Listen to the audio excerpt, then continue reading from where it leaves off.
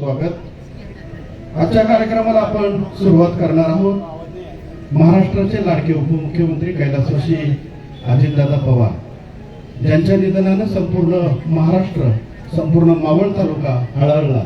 विशेषतः मावळ तालुक्यावर त्यांचं नितांत प्रेम होतं असे कैलासवासी अजितदादा पवार व ऐरवडे शाळेतील शिक्षिका आमच्या भगिनी दीपाली सुजित तांबे यांचं काल जनगणना करत असताना कानिफाटा या ठिकाणी कंटेनरने धडक दिल्याने दुःखद असं निधन झालंय।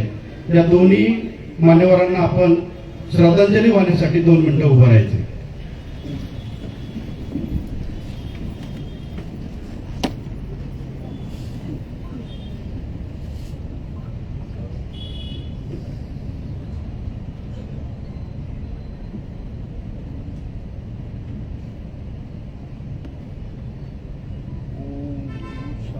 ओम शांती।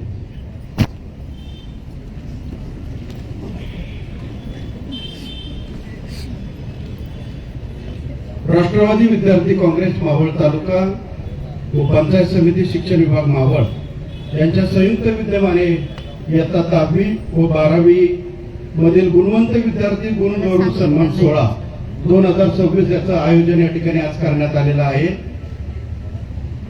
हे आयोजन करण्यामध्ये राष्ट्रवादी विद्यार्थी काँग्रेस मावळ तालुक्याचे अध्यक्ष सुशांतजी बालगुडे व सर्व त्यांची टीम, त्याचबरोबर मावळ पंचायत समिती शिक्षण विभाग गट शिक्षणाधिकारी शिल्पा रोडगे मॅडम व त्यांची सर्व टीम यांच्या संयुक्त विद्यमाने हा कार्यक्रम या ठिकाणी संपन्न होत आहे।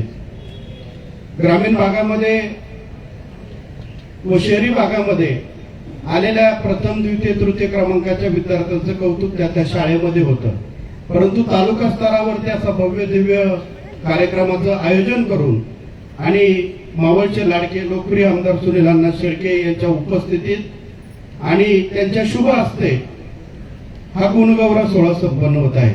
अण्णांच्या हस्ते मिळणारी ट्रॉफी आणि त्यातून विद्यार्थ्यांना मिळणारा आनंद आणि भविष्यामध्ये हेच विद्यार्थी ज्यावेळेस डॉक्टर, इंजिनियर, संशोधक, प्रशासकीय सेवेमध्ये जातील, नक्कीच त्यामागे आजचा हा कार्यक्रम असणार आहे। कारण हा प्रेरणादायी, बळ देणारा, त्यांना पुढे स्फूर्ती देणारा आजचा हा कार्यक्रम आहे। आजच्या या कार्यक्रमाचं प्रास्ताविक मावळ तालुक्यामध्ये ज्यांची प्रशासनावर मजबूत पकड व शिक्षण विभागामध्ये अतिशय चांगलं धोरण राबवल्यामुळं स्कॉलरशिप असेल, त्याचबरोबर मावळ पंचायत समिती शिक्षण विभागातील सर्व ग्रामीण भागामधील शाळा आहे, अतिशय चांगल्या पद्धतीने काम करणाऱ्या आमच्या मार्गदर्शिका कार्यक्षम गट शिक्षणाधिकारी शिल्पाजी रोडगे मॅडम यांना विनंती करतो की आजच्या कार्यक्रमाचा आपण प्रास्ताविक करावं। मावळ पंचायत समिती सभापती सुनीताताई येवले आपण या ठिकाणी उपस्थित झाला, आपलं मनापासून स्वागत। त्याचबरोबर ज्येष्ठ नेते मनोज भाऊ येवले आपण या ठिकाणी आलात, आपलं मनापासून स्वागत। भाऊंना विनंती आपण व्यासपीठावरती यायचंय। भाऊ या।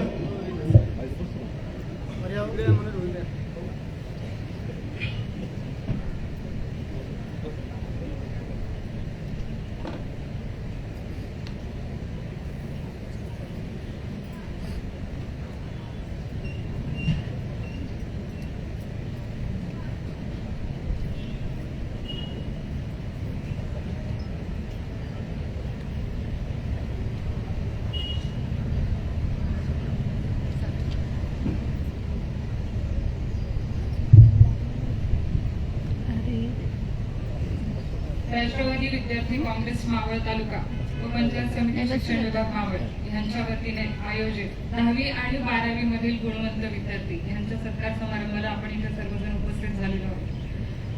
खरं तर म्हणायला हरकत नाही, योग्य वेळ आहे, थोडा जरी उशीर झाला असेल आपल्याला, पण आता पंचायत समितीच्या शिक्षण विभागाचे प्रमुख म्हणून एक गोष्ट तुम्हाला सांगू इच्छिते या निमित्ताने आणि ह्या व्यासपीठाचा वापर करून की शिक्षण म्हणजे काय हे ज्या वेळेला आपण विचार करतो तर विद्यार्थी मित्रांनो आणि सर्व पालकांना एक लक्षात घ्या की देशाच्या समाजाचे सर्व प्रश्न सोडवण्याची ताकद ज्या नागरिकांमध्ये निर्माण करते ते शिक्षक, आणि त्यामुळे आपण योग्य वेळी आज इथे आलेलो आहोत असं म्हणायला हरकत नाही। या प्रास्ताविकाच्या निमित्ताने सांगेन की सुशांत बालगुडे सर मी इथे रुजू झाल्यापासून बऱ्याच दिवसांपासून आपल्याला विद्यार्थ्यांसाठी काहीतरी करायचंय, आपल्याला विद्यार्थ्यांसाठी काहीतरी करायचंय आणि त्यांची तळमळ बघून आमदार साहेबांची त्यांना सकारात्मक असणारी साथ, त्यामुळे ह्या कार्यक्रमाची फलनिष्पत्ती आपल्या सर्वांच्या समोर आहे.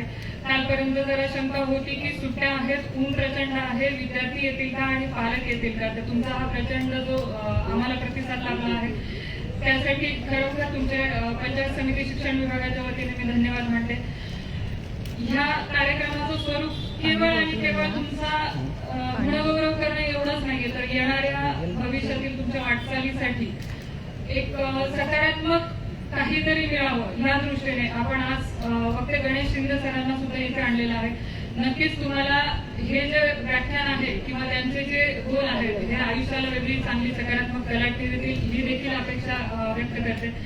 सर्व विद्यार्थ्यांना, पालकांना आणि माझ्या सहकाऱ्यांना सर्वांना विनंती असेल की कार्यक्रम शेवटपर्यंत अशाच सहकार्याने पूर्णपणे पार पाडावा आणि आपलं सहकार्य असंच मावळ पंचायत समिती शिक्षण विभागाला देखील अपेक्षित आहे.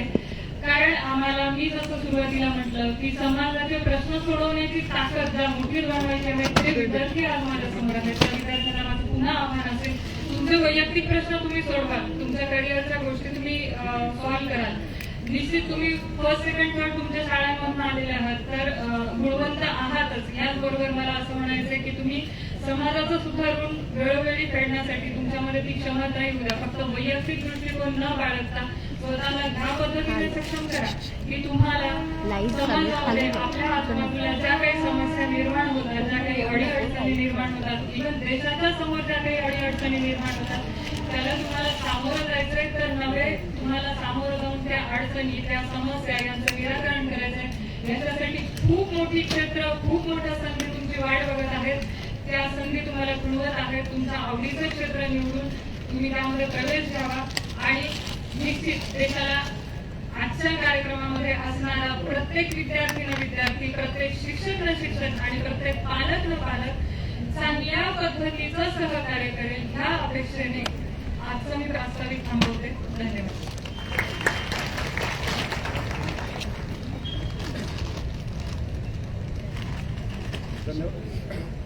धन्यवाद मॅडम. आपल्या प्रेरणादायी विचारातून मावळ पंचायत समिती शिक्षण विभागाचा आढावा आणि विद्यार्थ्यांना प्रेरणादायी मार्गदर्शन आपण केलेलं आहे. दरम्यानच्या कार्यक्रमामध्ये राष्ट्रवादी काँग्रेस दिव्यांग सेलचे पुणे जिल्ह्याचे कार्याध्यक्ष गणेश दत्तात्रय शेडगे उपस्थित झाले. आपल्या मनापासून स्वागत. ज्यांचं व्याख्यान ऐकण्यासाठी आपण आता आतुर आहात असे प्राध्यापक गणेश शिंदे यांचं जोरदार टाळ्याने आपण स्वागत करायचं. मनापासून हार्दिक स्वागत. आजचे व्याख्याते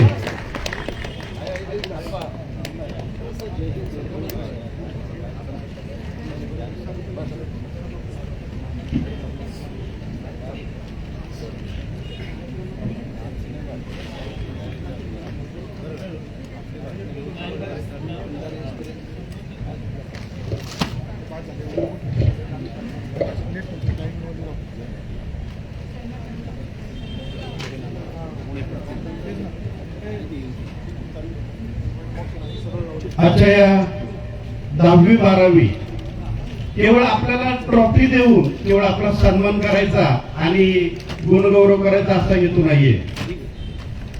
राष्ट्रवादी विद्यार्थी काँग्रेस मावळ तालुक्याचे अध्यक्ष सुशांतजी बालगुडे व त्यांच्या सर्व टीमने तुमच्यासाठी एक सुंदरसं नियोजन केलंय. संपूर्ण महाराष्ट्रभर ज्यांचं मार्गदर्शन, व्याख्यान विद्यार्थ्यांना, पालकांना प्रेरणादायी आहे, ज्यांची सहज सुलभ भाषा आहे, विनोदी शैली आहे आणि डोळ्यातून टचकन पाणी आणण्याची क्षमता आहे आणि मोगरा फुलला या धार्मिक कार्यक्रमातून संपूर्ण जगामध्ये ज्यांनी हा कार्यक्रम छानपैकी सादर केला असे आजचे व्याख्याते गणेशजी शिंदे. नुकतंच त्यांचं आगमन झालेलं आहे. आपण टाळ्या वाजवून पुन्हा एकदा त्यांचं स्वागत करूया. भरतजी बोते व हरिभक्तपरायण बाबाजी काटकर आपण या ठिकाणी उपस्थित झाला. आपलं मनापासून हार्दिक स्वागत. मी या ठिकाणी आजचे व्याख्याते इयत्ता 10वी 12वीचे विद्यार्थी आणि पालक या ठिकाणी उपस्थित आहे. वेळ न दवडता व मान्यवरांच्या सूचनेनुसार मी आमंत्रित करतो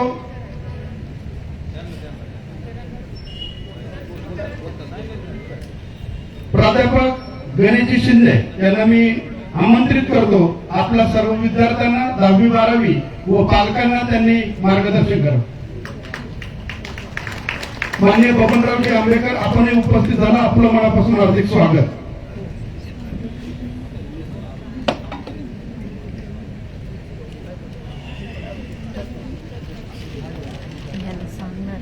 ए हॅलो, लाईव्ह चालू आहे, तू हॅलो नाही येतात.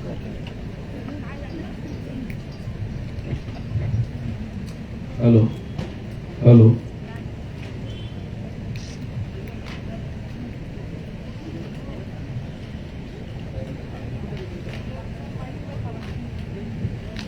हॅलो.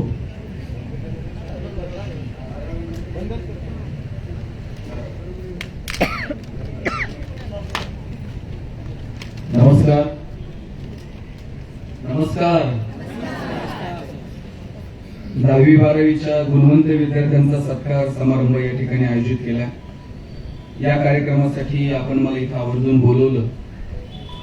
मी खरं तर असं काही विशेष मार्गदर्शन करायला इथं आलेलो नाहीये की तुम्ही असंच करा, तसं करू नका, याच कॉलेजला ऍडमिशन घ्या, याच कोर्ससाठी तुम्ही 8 तास धरा. मी मोजक्या 2 गोष्टी तुम्हाला सगळ्यांसोबत शेअर करणार आहे.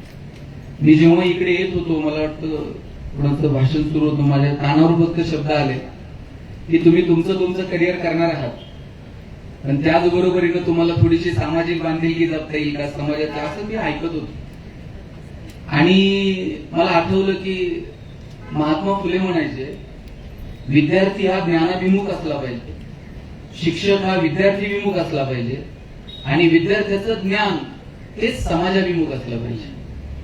तुमच्यापैकी डॉक्टर अनेक होतील, त्यांना सांगावं लागेल का मावळमध्ये किती रुपयानं प्लॉट घ्यायचा, कसं हॉस्पिटल टाकायचं, बँकेचं कर्ज कसं काढायचं, हप्ते कसे, हे सांगावं लागणार नाही. तुमचं तुम्ही करणार. तुमच्यापैकी जर कोण इंजिनियर झालं तर त्याला सांगावं लागेल का किती टीडीआर, किती FSI, किती रुपयानं फ्लॅट विकायचा, ते सांगावं लागत नाही. तुम्ही शिकणार आहात. पण तुमच्यापैकी एखाद्या तरी डॉक्टरला असं वाटलं पाहिजे की अरे मी डॉक्टर आहे. कधीतरी पंचायत समितीच्या प्राथमिक आरोग्य केंद्राला भेटली, तिथल्या डॉक्टरांशी जरा चर्चा करेल, आदिवासी वाड्यावरच्या तिथल्या विद्यार्थिनींच्या संदर्भाने कधीतरी तिथे जाऊन चर्चा करेल. आपल्या ज्ञानाचा काही समाजाला उपयोग आहे का, या दृष्टीनं तुम्ही सगळ्या शिक्षणाकडे बघितलं पाहिजे. तुमच्यापैकी एखाद्या तरी सिव्हिल इंजिनियरला वाटलं पाहिजे अरे ग्रामपंचायतच्या रस्त्याचं काम चालू आहे, जरा मी 2 मिनिट रस्त्यावर थांबल, तिथल्या पंचायत समितीच्या ज्युनियर इंजिनियरला विचारलं जरा एस्टिमेट बघू, मला पण थोडं रस्त्यातलं कळतं. हे सामाजिक भान जोपर्यंत आपल्यामध्ये येत नाही तोपर्यंत शाळांमध्ये फक्त आपण प्रतिज्ञा घेतो. प्रतिज्ञा घेता की नाही रोज, भारत माझा, सारे भारतीय माझे, पाठ आहे सगळ्यांचं. खर तर प्रतिज्ञा एकदाच घ्यायची असते, आयुष्यभर पाळायची असते. पण आपल्याकडे रोज प्रतिज्ञा असते, कारण आपल्याला माहिती आहे रात्री विसरणार आहे, उद्या परत द्यावी लागेल. बरोबर, प्रतिज्ञेतही आपलं लक्ष नसतं की त्याच्या खांद्यावर हात ठेवते, ते त्याच्या खांद्यावर हात ठेवते, कधी प्रतिज्ञा संपलेल याकडे आपलं लक्ष असतं. खरं तर ही प्रतिज्ञा मनापासून घ्या आणि भारताचा एक चांगला नागरिक म्हणून आपल्याला वावरता येईल का बाळांनो, याची काळजी घ्या. दिवस फार वेगळ्या पद्धतीने आपण सगळ्या गोष्टींना आज सामोरं जातोय. जग आपल्याकडे डोळे विस्फारून बघताय, सगळं जग एकमेकांवरती धावून जात आहे. अशा सगळ्या परिस्थितीमध्ये राष्ट्र म्हणून या देशाला तुमच्या ज्ञानाची गरज आहे. आणि तेव्हा हे ज्ञान तुम्ही कसं समाजाभिमुख कराल, कशा पद्धतीनं ते युटिलाइज कराल, या दृष्टीनं तुम्ही शिक्षणाकडे बघितलं पाहिजे. पण हल्ली झाले काय माहितीये का, शिक्षण म्हणजे नोकरी एवढाच डोक्यात विचार आहे, आणि लहानपणापासून ते मनावरती बिंबवले नोकरी कर.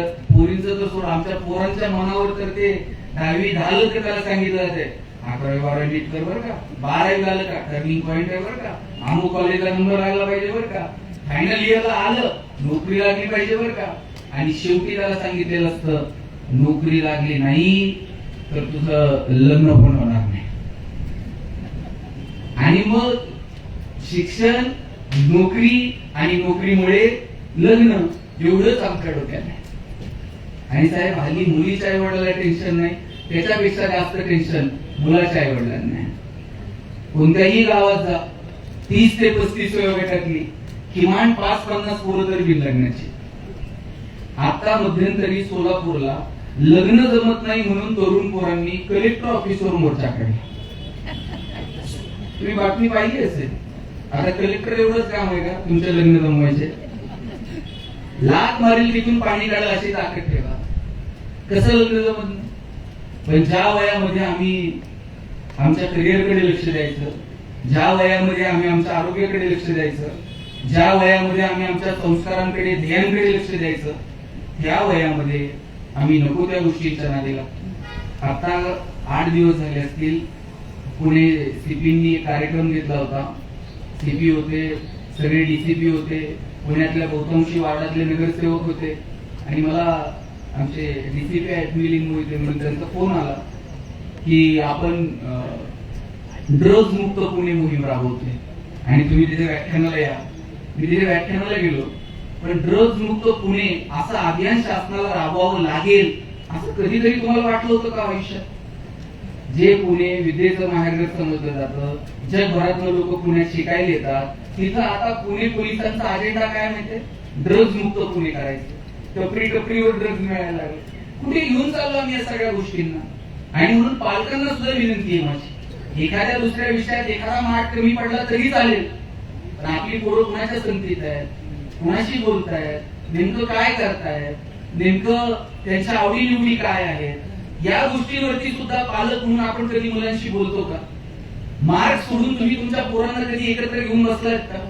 एखाद्या नवीन आलेल्या चांगल्या चित्रपटावर तुमच्या घरात कधी चर्चा झाली आहे का?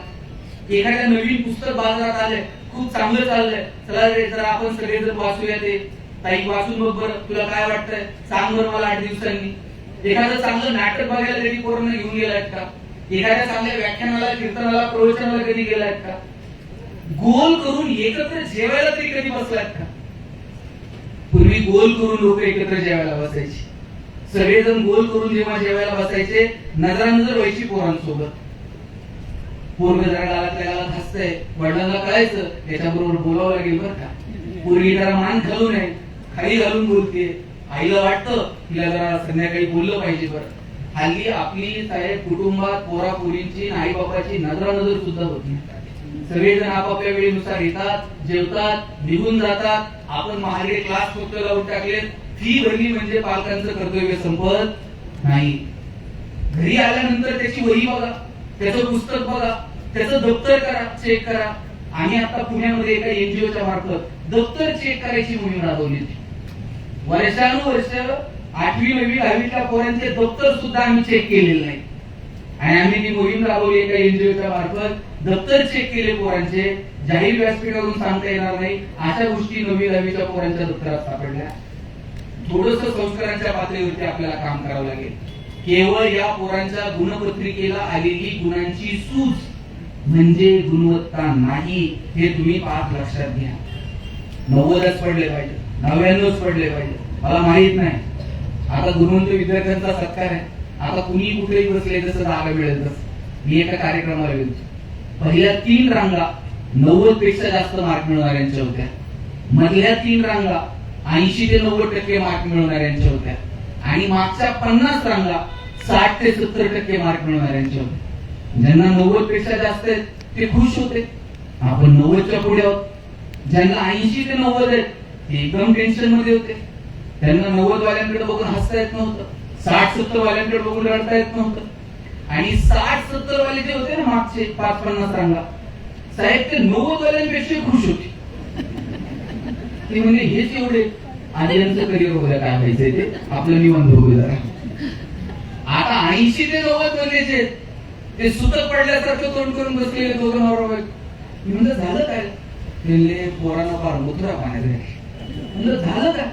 ते म्हणले महिनाभर आधी सांगत होतो जरा जास्त अभ्यास कर, अजून थोडा अभ्यास केला असता 90च्या रांगेत बसला असतं की नाही. म्हणलं किती मार्क पडले? म्हटले सांगायसारखी सुद्धा नाही. म्हटलं काहीतरी आकडा असेल. अहो म्हणले काय त्याला 89 पॉईंट समथिंग काहीतरी आहे. आता त्या पोराला 89% मार्क मिळाले याचा आनंद पालकांना नाही, पण त्याला 90 मिळू शकले नाही याचं मात्र दुःख होतं. मग मी दोघा नवरा बायकोला विचारलं तुम्हाला 10वीत किती होते? काही दोघांच्या मार्काची बेरीज केली तरी 90 होत नव्हतं आणि त्यांना टेन्शन येत होतं पोराला 90 मिळू शकले नाही. अरे केवळ मार्क म्हणजे मार्क मिळवावेच लागतील. अमुक एखादा डोर जर नॉक करायचा असेल तिथे पोहोचाय मार्क मिळवावे लागते. पण केवळ मार्क म्हणजे गुणवत्ता नाही. सदा डोळे उघडे ठेवून समाजाकडे पहा. तुम्ही जो काही अभ्यास करताय त्या अभ्यासाचा आनंद घ्या. केवळ नोकरी म्हणजे शिक्षण नाही. रस्त्यावरची जनावर सुद्धा उपाशी मरत नाही. आपण तर माणसं. शिक्षणाला केवळ तुम्ही उदरनिर्वाहापाशी घेऊन जोडू नका. उदरनिर्वाहासाठी हजार मार्ग आहेत, पण तुमचं सगळं समृद्ध करण्यासाठी शिक्षण आहे. आणि म्हणून शिक्षणाकडे बघा. मी सांगता राहिलो, आमच्याकडे 40-42 वय झाले, लग्न जमेना. आणि त्याला मित्र असले हुशार भेटले, त्यातल्या एकांताला सांगितलं, म्हणला टेन्शन घेऊ नको. ते मुलीकडचे बघायला आले ना, पगार जरा वाढून सांगायचं. आपल्या मुलीच्या वडिलांनी विचारलं पगार किती, यानं जर अंदाज घेऊन सांगायचं. ते म्हणताय 1.5 लाख. मुलीचे वडील म्हणले तुझ्याकडे बघून तर वाटत नाही 1.5 लाखाचं. म्हणते नाही, तसा फीस 1.5 लाख आहे, कटिंग करून 8,000 हातात येतो. आपण किती दिवस फसवणार आहोत मला सांगा. का उद्योगात यायचं नाही, का व्यवसायात यायचं नाही, का व्यापारात यायचं नाही, का मोठी स्वप्न बघायची नाही. काय महाराष्ट्राची परिस्थिती आज उद्योग व्यवसायाच्या संदर्भानं. टायरवाले केरळचे, किराणा व्यवसायात पटेल, हार्डवेअरची दुकानं भोरींची, बांधकाम व्यवसायात युपीचे लोक, गवंडी सगळे बिहारचे, सुतार कामात राजस्थानी, हॉटेल सगळी दक्षिणात्यांकडे, चायनीजच्या गाड्या पुरांचे करून चालवतात. बरं चला, संविधानाने त्यांना अधिकार दिलाय, कष्ट करतील, पोट भरतील, कुठे. आम्ही कुठं आहोत? आम्ही एक तर नोकऱ्यांच्या रांगांमध्ये आहोत, किंवा मग कुणाच्या तर माझं की जय. बरं, माझं निमेला माहित नसतं पुढं कुणाचं जय जयकार झाला. कानाव की पडलं का यांनी फक्त जय म्हणायचं. यात आम्ही आमचं तारुण्य वाया घातलं. आता मार्केटमध्ये याल तुम्ही, अजून हे 10-5 वर्ष निघून जातील आयुष्यातली. आता आईला पैसे मागितले तर आई कुठून तरी देते. वडील म्हणतायत आमच्या वाट्याला जरा गरिबी होती, पोराच्या वाट्याला येऊ नये. तुम्हाला हवं नको ते आई बाप पुरवताय. पण मार्केटमध्ये आल्यानंतर 1 रुपया कमवायला काय अक्कल लागते, किती घाम गाळावा लागतो, हे जेव्हा स्वतःच्या खिशात हात घालून नोट काढावी लागते ना, तेव्हा कळतं. आता आई वडील विचार करत नाही, जाऊ दे बाबा आमची नव्हती परिस्थिती, पोराला चांगली सायकल देऊ. आमच्या वेळेस नव्हतं, पोराला चांगली गाडी देऊ. आम्हाला नाही संधी मिळाली शिक्षणाची, पोरासाठी फी भरू. आई वडील नको ते तुमच्यासाठी करतात. आणि आई बाबाची अपेक्षा काय बाळांनो? आई बाबाची अपेक्षा आहे पोरांनी त्यांच्या पायावरती उभं राहावं. इथं जी लेकरं बसलेली आहेत ना बाळांनो, तुमचे आई वडील तुमच्यावर जेवढं प्रेम करतात, एवढं प्रेम मला वाटत नाही या जगात दुसरं कोण तुमच्यावर करत असेल. काय अपेक्षा आहे तुमच्या बापाची तुमच्याकडनं, सांगा बरं. आज तुमच्यासाठी इथं बक्षीस घेताना तुमचे आई वडील जेव्हा हे सगळे लोक तुमच्यासाठी टाळ्या वाजवतील, त्याच्यापेक्षा काय कौतुक आहे वडिलांना.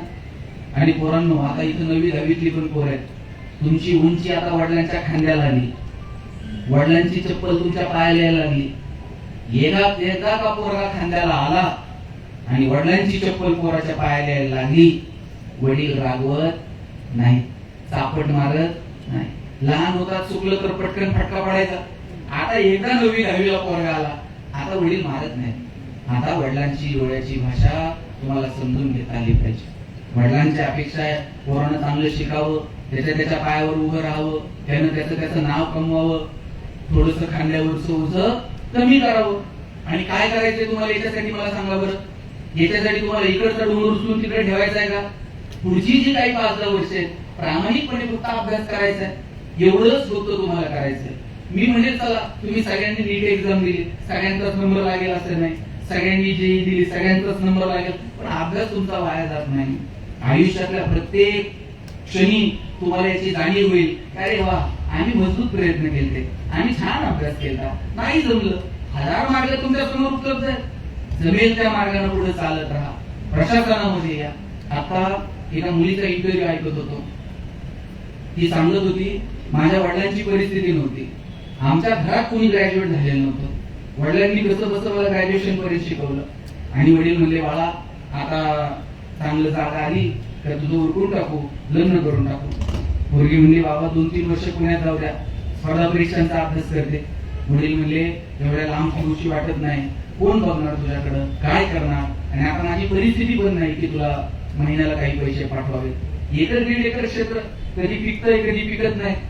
पोरीनं डोळ्यात पाणी आणलं आणि म्हणले बाबा आयुष्यात परत तुमच्या दारात यायचं नाही, परत काही तुम्हाला मागायचं नाही, फक्त एवढी 2-3 वर्ष मला शिकायला द्या. पोरीनं एकदा डोळ्यात पाणी आणलं आणि वडिलांना काही मागितलं. तिथं मुलं पण आहेत आणि मुली पण आहेत आणि वडील पण आहेत. मला दावा येते वडिलांचं जेवढं प्रेम मुलावर असतं ना त्याच्यात थोडं तरी जास्त प्रेम मला तुमच्यात भांडण नाही लावायचे. पण पोरांनी जर बापाला काय मागितलं, 2 दिवस थांब, पगार होऊ दे, मग बघू, आणि पोरीनं काय मागू द्या बरं, वडिलाला असं वाटतं कधी लिहून दिला आणि कधी नाही. वडिलांना माहित असतं 4 दिवस चिमणीसारखी थुई नाचल आणि एक दिवशी भुरकन उडून जाईल. जोपर्यंत आपल्या घरात आहे तोपर्यंत तिचे सगळे हट्ट पुरवायचे हे बापानं ठरवून घेतलेलं असतं. ज्या दिवशी मुलगी जन्माला येते ना, त्या दिवशी वडिलाच्या मनात 2 विचार संपून जातात. एक मुलीचं शिक्षण आणि दुसरं मुलीचं लग्न. एक रुपया बाप तिच्यासाठी बाजूला काढून ठेवत असतो. वडील स्वतः फाटलेली तुटलेली चप्पल घालतील, मुलीला मात्र चांगले शूज घेऊन देतील. वडील फाटलेलं बनियन घालतील, मुलीला मात्र चांगला ड्रेस घेऊन देतील. वडील सायकलवर कामाला जातील MIDC, मुलीला कॉलेजला जायला गाडी घेऊन देतील, बसचा पास काढून देतील, शाळेत जायला सायकल घेऊन देतील, तिच्या हॉस्टेलची फी भरतील. किती प्रेम. आणि 10 मिनिट जर पोरगी कॉलेजवर यायला उशीर झाला ना, 10 मिनिटात बाप 10 वेळा आईला विचारतो, हे कुठपर्यंत आली बघ, जरा फोन कर. वडील थेट पोरीला फोन पण लावत नाही, त्या आईच्या मागे लागतात, कुठपर्यंत आली बघ, तू लाडू ठेवली, तू बोलत नाही. बाप पोरीसोबत थोडस अंतर ठेवून असतो, पण त्याचं विशेष प्रेम असतं तुमच्यावर. पोरीच्या लग्नात बाप असा फेटाफेटा घालून विरोध असतो. दिवसभर बापाची मान उंच असते. कन्यादान झालं ना, मग वडील मान खाली घालतात, जावयाच्या हातात हात देतात आणि सांगतात, तळ हाताच्या फोडासारखी जपली, सांभाळून घ्या. दिवसभर वडिलाच्या डोळ्यात थेंब येत नाही. पण पोरीची गाडी एकदा निघून गेली ना, खांबाच्या पलीकडे जाऊन एकटाच रडतो, तो बाप असतो. कधीच बापाची मान शर्मेनं खाली जाईल असं वागायचं. आमदार साहेब आलेले, सगळ्यांनी जरा काळा बदल.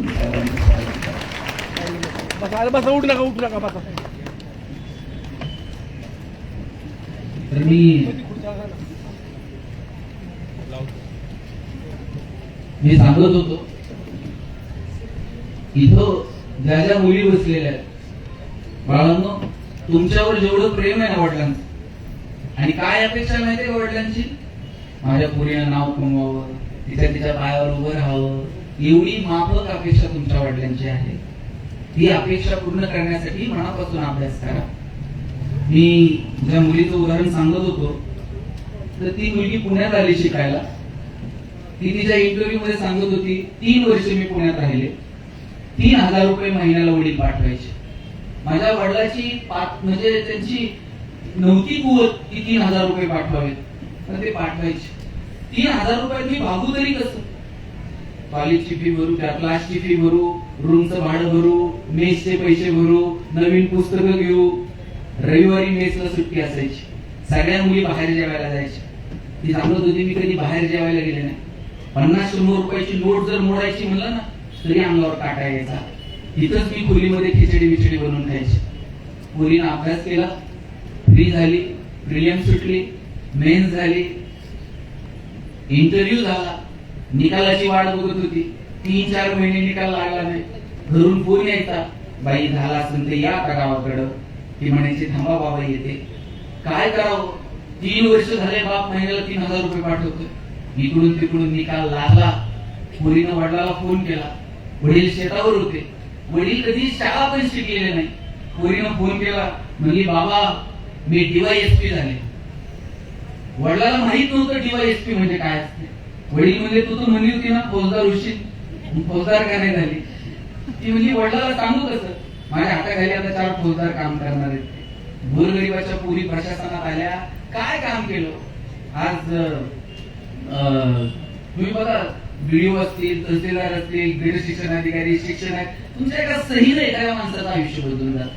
तुमच्या सहीनं एखाद्या गावाचं भविष्य बदलून जात. आणि हा रुबाब कधी येतो माहितीये, बदलत नाही. भाग बरं, मी म्हणत नाही ना तुम्ही सगळेच प्रशासनात या. सगळे कसे येतील? लाखो बरोबर स्पर्धा परीक्षा देतात, सगळेच यशस्वी होतील का? उद्योगात या, व्यवसायात या, व्यापारात या, राजकारणात या, समाजकारणात या, कला, क्रीडा, साहित्य, मनोरंजन, किती क्षेत्र आहेत. मी आता 3 महिन्यापूर्वी दुबईला गेलो व्याख्यानाला. तिथे एक मराठी मंडळ आहे, आपलेच आहेत लोक तिथं, आणि त्यांनी तिथे व्याख्यान ठेवलं होतं. मी ज्या हॉटेलला थांबलो होतो तिथं घ्यायला मला 2 पोरं आली होती. त्या पांढरा शर्ट, काळी पॅन्ट, हातात एक धागा बांधलेला, खिशाला एक पेन लावलेला, पायात चप्पल, ती जेव्हा घ्यायला आली मला आणि बाहेर गेलो, दोघांच्या अशा 2 गाड्या लागल्या होत्या म्हणून. गाडीत बसलेलो, विचारलं तुम्ही आलात कुठून, इथं करता काय? सांगलीची पोर होती, माने आडनावाची. दोघंही आटपाडी मारली होती. म्हणजे आम्ही नोकरी शोधत शोधत दुबईला आलो. आणि म्हणलं आता इथं काय करता? म्हणले इथं आमची सोन्याची दुकान आहे. मला हेवा वाटला, सांगली आटपाडीहून दुबईला गेली, तिथं सोन्याची दुकान, 4-4 कोटीच्या गाड्या घेऊन फिरतात. काय राहिले मला सांगा? तुमच्या माझ्या उद्योग व्यवसायाला, व्यापाराला कशाच्या भिंती उरलेल्या नाही. 93 ला आपण गॅट करार स्वीकारलं, 93-95 ला खुला आर्थिक धोरण स्वीकारलं. कशाला आता भिंती उरलेल्या नाहीयेत. जगातली 26 विद्यापीठं यावर्षी भारतात येऊ बघताय. तुमची कॉम्पिटिशन मावळ, मुळशी, पुणे, सातारा, सांगली, कोल्हापूर राहीच नाही. हे सोडून द्या की मला ह्याच्या पुढे जायचंय, मला त्याच्यात. तुम्ही कुठं आहात आज? आणि आज तुम्हाला तुमच्या पुढे कुठपर्यंत पोहोचायचंय, काहीतरी विचार नको. आता मी महाराष्ट्र गव्हर्नमेंटनं काय केलं यावर्षी, ज्ञानोबरायांचं 750 वर्ष आहे. आशिष शेलार साहेबांनी जगभरात हे चरित्र पोहोचावं म्हणून आता आम्ही प्रयत्न करतोय. 36 जिल्ह्यात 36 ठिकाणी आम्ही मोगरा फुलला कार्यक्रम केला आणि आता आम्ही मॉरिशसला केला ना. तर त्या कार्यक्रमाला मॉरिशसचे सांस्कृतिक मंत्री आले आणि छान मराठी बोलत होते. मी विचारलं तुम्ही इतकं छान मराठी बोलता? म्हणजे मी मराठीच आहे, रोहायचा आहे म्हणले, मी रायगडचा. आणि म्हणलं इकडं मॉरिशसचा मंत्री झाला? म्हणलं आमची 5वी पिढी इथे. आणि म्हणलं कशाला आलते तुमचे पूर्वज सगळे? ऊस लावायला गेले तिकडे मॉरिशसला. आणि ऊस लावायला गेलेली आपली लोक आता तिथं उद्योग व्यवसाय व्यापारात इतकी सेटल आहे, मंत्री झाले. मला सांगायचंय काय, आता तुम्ही ह्या भिंती तोडा आणि ठरवा तुम्हाला नेमकं काय करायचंय ते. नोकरी जे डोक्यात खुळे ना, थोडस बाजूला ठेवा आणि मोठा विचार करा. का उद्योग व्यवसायात यायचं नाही, का व्यापारात यायचं नाही? आमच्याकडे एक बाग आहे पुरीनो, तिथं 1 क्लर्कची जागा भरायची होती आणि एका क्लर्कच्या जागेसाठी 1000 पोरांनी ऍप्लिकेशन केलं. आता जागा एक आहे म्हटल्यानंतर किती जणांना नोकरी मिळेल? एकाला मिळणार आहे, 999 घरी जाणार आहे. एका पोराचं सिलेक्शन झालं, त्याला अपॉइंटमेंट लेटर साईन करून देणार. तेवढ्यात बागेतला शिपाई पळत आला, म्हणला काही करा, याला नोकरी देऊ नका. म्हणले काय झालं? म्हणले बागेतलं गोरीला माकडे मेलंय. आता गोरीलाच नाही, लोक कशी येतील? लोक आले नाही, याचा पगार करायचा कशात ना? काही करा पण नोकरी देऊ नका. बागेतला मॅनेजर म्हणला बाबा तुला नोकरी मिळायची नाही. या पोरानं त्या मॅनेजरचे पाय पकडले.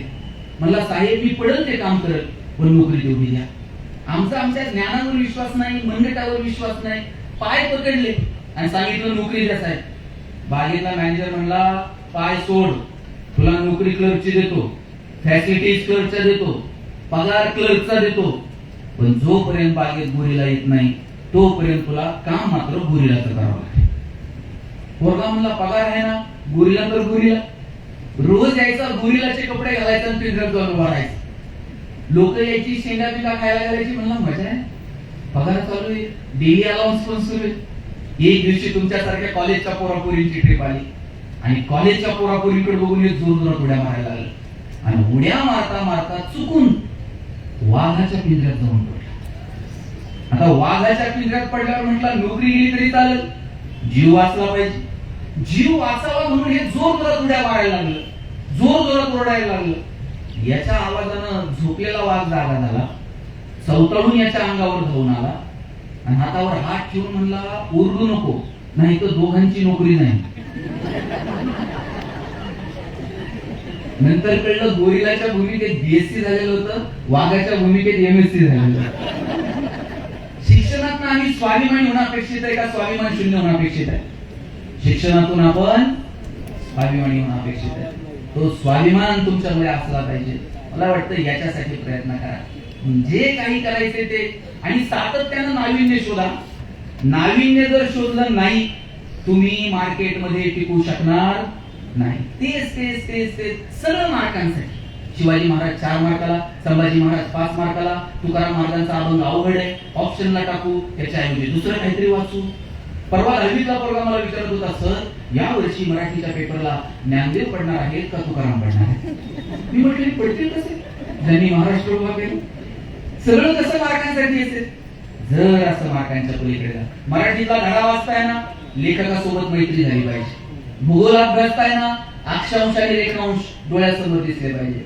गणित सोडवताना आकडे असे फळ्यावर खेळले पाहिजे. लॅबोरेटरीमध्ये जाऊन काही प्रयोग करताना सायंटिस्ट सोबत गप्पा मारल्या पाहिजे.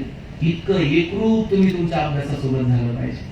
नाहीतर ते परीक्षा जवळ आल्या का रात्र जागायचं, IMP क्वेश्चन सांगा, व्हेरी इम्पॉर्टंट क्वेश्चन सांगा, मागच्या वर्षी कोणते आलते, त्याच्या मागच्या वर्षी कोणते आलते, मार्कांची बेरीज वजाबाकी करायची आणि मग अभ्यास करायचा.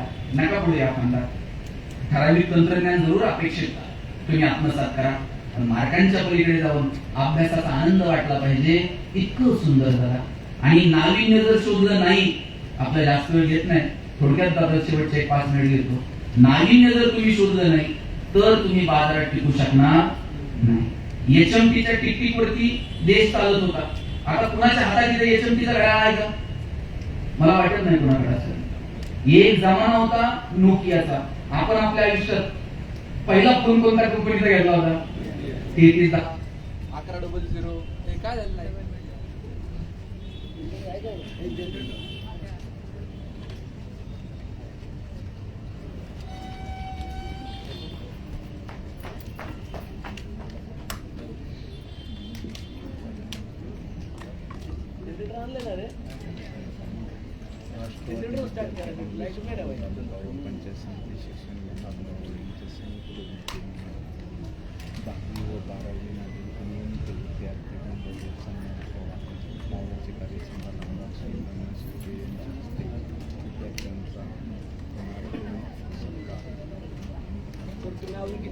बोलणार सर नाही 15 मिनिटं तरी बोला.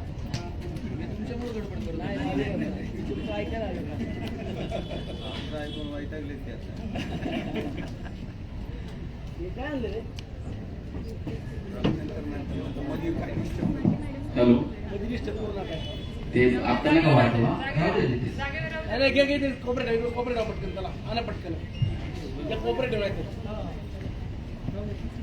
मी सांगत होतो, बदलत्या तंत्रज्ञानानुसार जर तुम्ही बदलला नाही तर टिकू शकत नाही. एक जमाना होता नोकियाचा.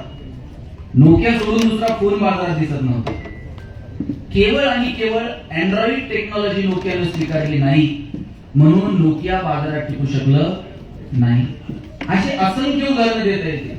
आता ते कॅमेरावर फोटो काढतायत. दादा कोणत्या कंपनीचा कॅमेरा आहे? कॅनॉन.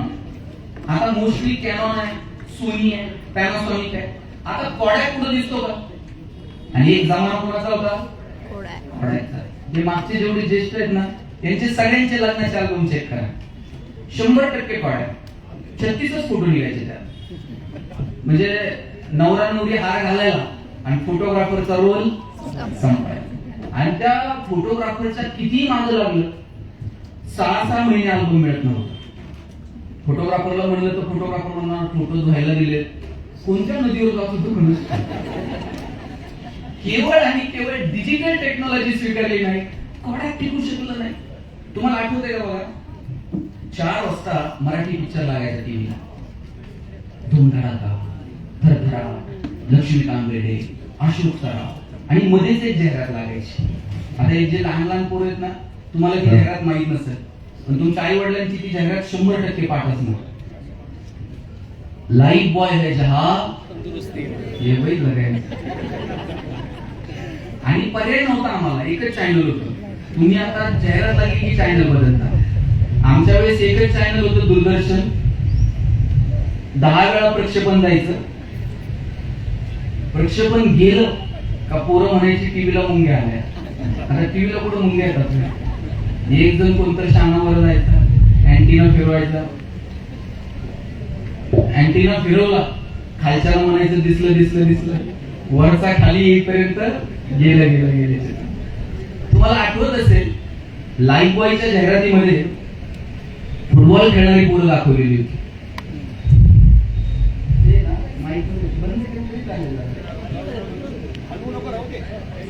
तर लाईफ बॉयच्या जाहिरातीमध्ये फुटबॉल खेळणारी पोरं होती.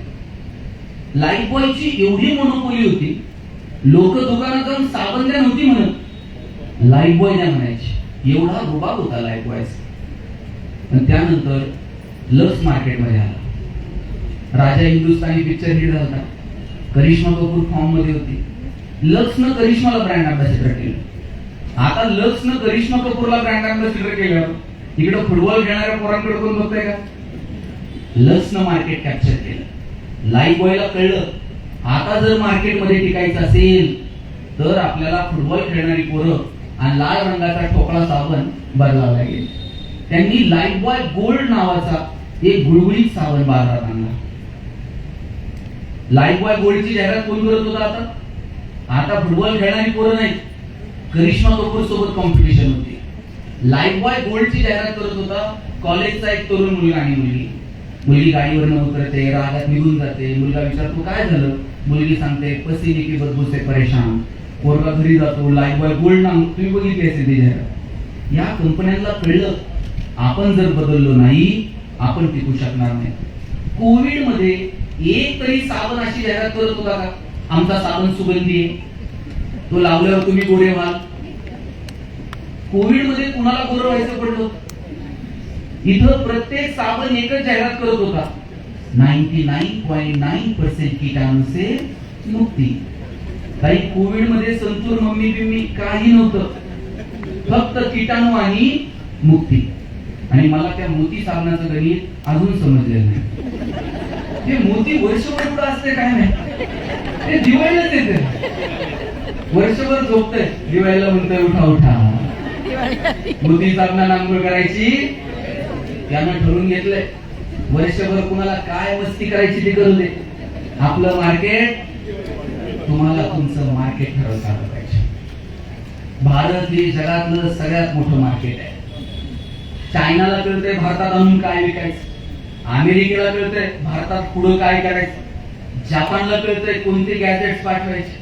पण भारतीय पोरांना आपल्यालाच आपलं कळत नाहीये की भारत हे जगातलं एवढं मोठं मार्केट आहे, आपण ते काय युटिलाइज करायचं नाही, आपण ते युटिलाइज केलं पाहिजे. भारत हा कृषी प्रधान देश आहे. मी कृषी परिषदेवरती 3 वर्ष संचालक म्हणून काम केलं. जगभरात शेतीच्या क्षेत्रात आमूलाग्र बदल झाले. इस्रायल एवढा देश होता, एवढ्या देशामध्ये असं तंत्रज्ञान वापरलं गेलं. आपल्याला 70 वर्ष गेली हे कळायला. पाणी पाटानं नसतं द्यायचं, पाणी पिकाला द्यायचं. साहेब 60-70 वर्ष आपण पाटाला पाणी देतो, त्याच्यावर गाणे बिणे अमुक. आता कळलं ड्रिप इरिगेशनला आलं पाहिजे. का आपण बदलायचं नाही, का नवीन तंत्रज्ञान स्वीकारायचं नाही? म्हणून इथं बसलेल्या सगळ्या मुला मुलींना विनंती आहे, केवळ मार्कांसाठी अभ्यास करू नका, समजून उमजून करा. शेकडो वर्षापूर्वी तुकोबरायांनी सांगितलं असाध्य ते साध्य करीत असायास कारण अभ्यास तुका म्हणे. आणि तुकाराम महाराज हेही सांगायला विसरले नाहीत. अर्थी विना पाठांतर कासे करावे, व्यर्थेची मरावे धोकुनिया. तुकाराम महाराज म्हणतात अर्थ समजून न घेता जर पाठांतर करत बसलात घोकून मरून जाल. तुम्ही अर्थ समजून न घेता केवळ हुकुमपट्टीच्या मागे लागू नका, समजून उमजून घ्या, मजा घ्या अभ्यासाची, आनंद घ्या. लॅबोरेटरी मध्ये गेलं पाहिजे, प्रयोग केले पाहिजे. आता कॅमेऱ्यावरनं विषय निघाला, सोनी कॅमेरा. तुम्हाला सोनी कंपनी माहिती आहे ना? ही सोनी कंपनी कधी आली उदयाला? जेव्हा महायुद्धाच्या काळामध्ये जपानवरती आक्रमण झालं, हिरोशिमा आणि नागासाकी उद्ध्वस्त झालं, त्यावेळेला एका खंडरमध्ये, एका पडलेल्या इमारतीमध्ये 2 पोरांनी पुढे येऊन सोनी कंपनीची स्थापना केली. खरं तर सॉनी हा अमेरिकन शब्द, सॉनीचा अर्थ व्हायचा अमेरिकेतली जी हुशार पोरं आहेत त्यांना सॉनी म्हटलं जायचं. त्या सॉनीचा अपभ्रंश, मग तो सोनी म्हणून ती कंपनी पुढे आली. आणि जेव्हा महायुद्ध झालं तेव्हा जपाननी काय केलं, इतर देशांमधल्या बातम्या रेडिओवरती इकडे ऐकायला येऊ नयेत म्हणून सॅटेलाइट मध्ये बदल करून तिकडचे रडार बंद केलेले आणि त्या बातम्या जपानमध्ये ऐकू यायच्या नाही. पण युद्ध संपल्यानंतर जुने जे रेडिओ होते त्याच्यामध्ये अशी यंत्रणा फिट करावी की त्या बातम्या पुन्हा ऐकू येतील. त्याच्यासाठी जुने रेडिओ पुन्हा नव्यानं सुरू करण्यासाठी 2 पोरांनी सोनी कंपनीची स्थापना केली. आणि आज काय सोनी, आज लाखो लोकांना हात उपलब्ध करून दिला, नोकऱ्या उपलब्ध करून दिल्या. तुम्ही लिज्जत पापड नाव ऐकलंय? काय पापड म्हणजे? अहो पापड म्हणजे तोंडाला लावायला पापड, असला काय नसला काय ताटात. लिज्जत पापड 750 850 कोटी रुपयाचा टर्नओव्हर आहे. सायकल अगरबत्ती नाव ऐकले? एक बांबूची काडी आहे आणि तिला गुंडाळलेली रंगीत सुगंधी माती आहे. एखाद्या दिवशी अगरबत्ती नसली तर देव काय उपोषणाला बसतो? आणि देवाची इच्छा आहे का मोगराच पाहिजे, चंदनच पाहिजे? द्याल ती अगरबत्ती देव लावतो, तिथं तुम्ही लावता आणि चालून जाते. पण सायकल अगरबत्ती आज 1550 कोटी रुपयांचा टर्नओव्हर इयरली. आणि कोण आहे त्याचा ब्रँड अँबॅसेडर? सायकल अगरबत्तीचा ब्रँड अँबॅसेडर कोण आहे? अमिताभ बच्चन. आता हा. आणि का मला आता बच्चन साहेबांचा विषय निघाला, तुम्ही आता निवेदन करत होता, निवेदक पदाची नोकरी मिळावी म्हणून बच्चन साहेब इंटरव्ह्यूला गेले आकाशवाणीमध्ये, आणि आवाज चांगला नाही म्हणून बच्चन साहेबांची नोकरी नाकारली गेली. आवाज चांगला नाही म्हणून ज्याची नोकरी नाकारली तेच बच्चन आज आवाजाच्या जोरावर बॉलिवूडचा शहेनशाह म्हणून मिळवतो. काय करिअर केलं या माणसानं? किती वय आज बच्चन साहेबांचं? 84-85 वय असेल. आजही तुम्ही टीव्ही लावा, 10 मिनिटाला बच्चन टीव्हीवर आहे की नाही? कोण बनेगा करोडपती मधून पैसे कमवायला सांगताय, मिळालेल्या पैशातून कल्याण ज्वेलर्स मध्ये जाऊन सोनं खरेदी करायला लावतंय. खरेदी केलेलं सोनं मुथूट फायनान्स मध्ये टाकून कर्जही तेच काढायला सांगतंय. आणि कर्जाचे हप्ते फेडताना आले तर नवरत्न तेल पण त्याच्याकडेच आहे.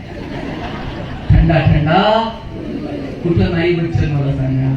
का बदलायचं नाही? का मोठे विचार करायचे नाही? माझी पालकांना विनंती आहे, पोरगं काही वेगळं करायला गेलं तर तुम्हीच त्याला सांगायचं, अंथरून पाहून पाय पसर, अंथरून पाहून पाय पसर. तर ते पोरगं हातपाय खुडून खुडून मरून गेलं. पण बापानं काय त्याला कधी हातपाय पसरू दिले नाही. बापानं सांगितलं पाहिजे हातपाय पसर, अंथरुणाचं काय करायचं तुझा बाप बघायला. एवढी धमक आम्ही आमच्या लेकरात निर्माण केली पाहिजे, आणि तेवढी स्वप्न सुद्धा आपण आपल्या पोरांना दाखवली पाहिजे. आपण संभाजी महाराजांना छावा म्हणतो, छावा कुणालाही म्हणत नाही. त्याच्यासाठी बाप सिंह असावा, बाप सिंह म्हणून छावा जन्माला. का आपण पोरांना मोठी स्वप्न दाखवायची नाही? कर पठ्ठ्या, लढ, चांगला अभ्यास कर, मी आहे तुझ्यासोबत. ती जिद्द आणि ती प्रेरणा आपल्याला आपल्या लेकरांना देता येईल का? मला वाटतं याच्यासाठी मनापासून काम करा. जग बदलतंय, बदलत्या तंत्रज्ञानानुसार बदला. कृपा करून, म्हणजे आमदार साहेबांनी जेव्हा मला विचारलं आपण असा गुरुवंत विद्यार्थ्यांचा कार्यक्रम घेतोय, तुम्ही या, त्याच दिवशी माझ्या मनात विचार आला, केवळ तुम्ही इंजिनिअरिंगला या, मेडिकलला जा, आणि हे ऑप्शन आहे, सगळं तुम्हाला माहिती आहे, आता पुढे काय. मला आवर्जून तुम्हाला सांगायचंय, संस्कारांच्या पातळीवरती आपल्याला काम करावं लागेल. तरुणी बांड पूर्व व्यसन करतात, गाड्यांना जाऊन धडकतात. आई बापाची इच्छा असते की आपण आपल्या खांद्यावर, पोरांच्या खांद्यावरती आपण जावं. व्यसन करायचं, लिव्हर कुठतरी खराब होतंय, या गोष्टीच्या नादी लागू नका.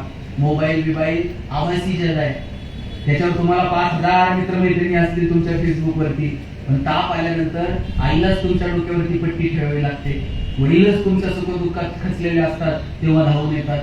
मित्रमैत्रिणी असावे, छान सगळं असावं. सोशल मीडिया पण वाईट नाही, विदिन सेकंद तुम्ही जगावरपर्यंत पोहोचता.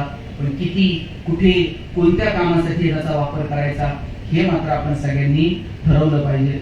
म्हणून पालकांना विनंती करतो, तुमच्या मुलाबाळांशी तुमचा संवाद असला पाहिजे. एकत्र बसा, कधीतरी चर्चा करा. एखादं चांगलं पुस्तक गिफ्ट द्या.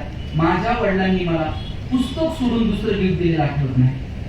वाढदिवस असेल, पुढे नंबर आला, पटकन पुस्तक आणून देणार.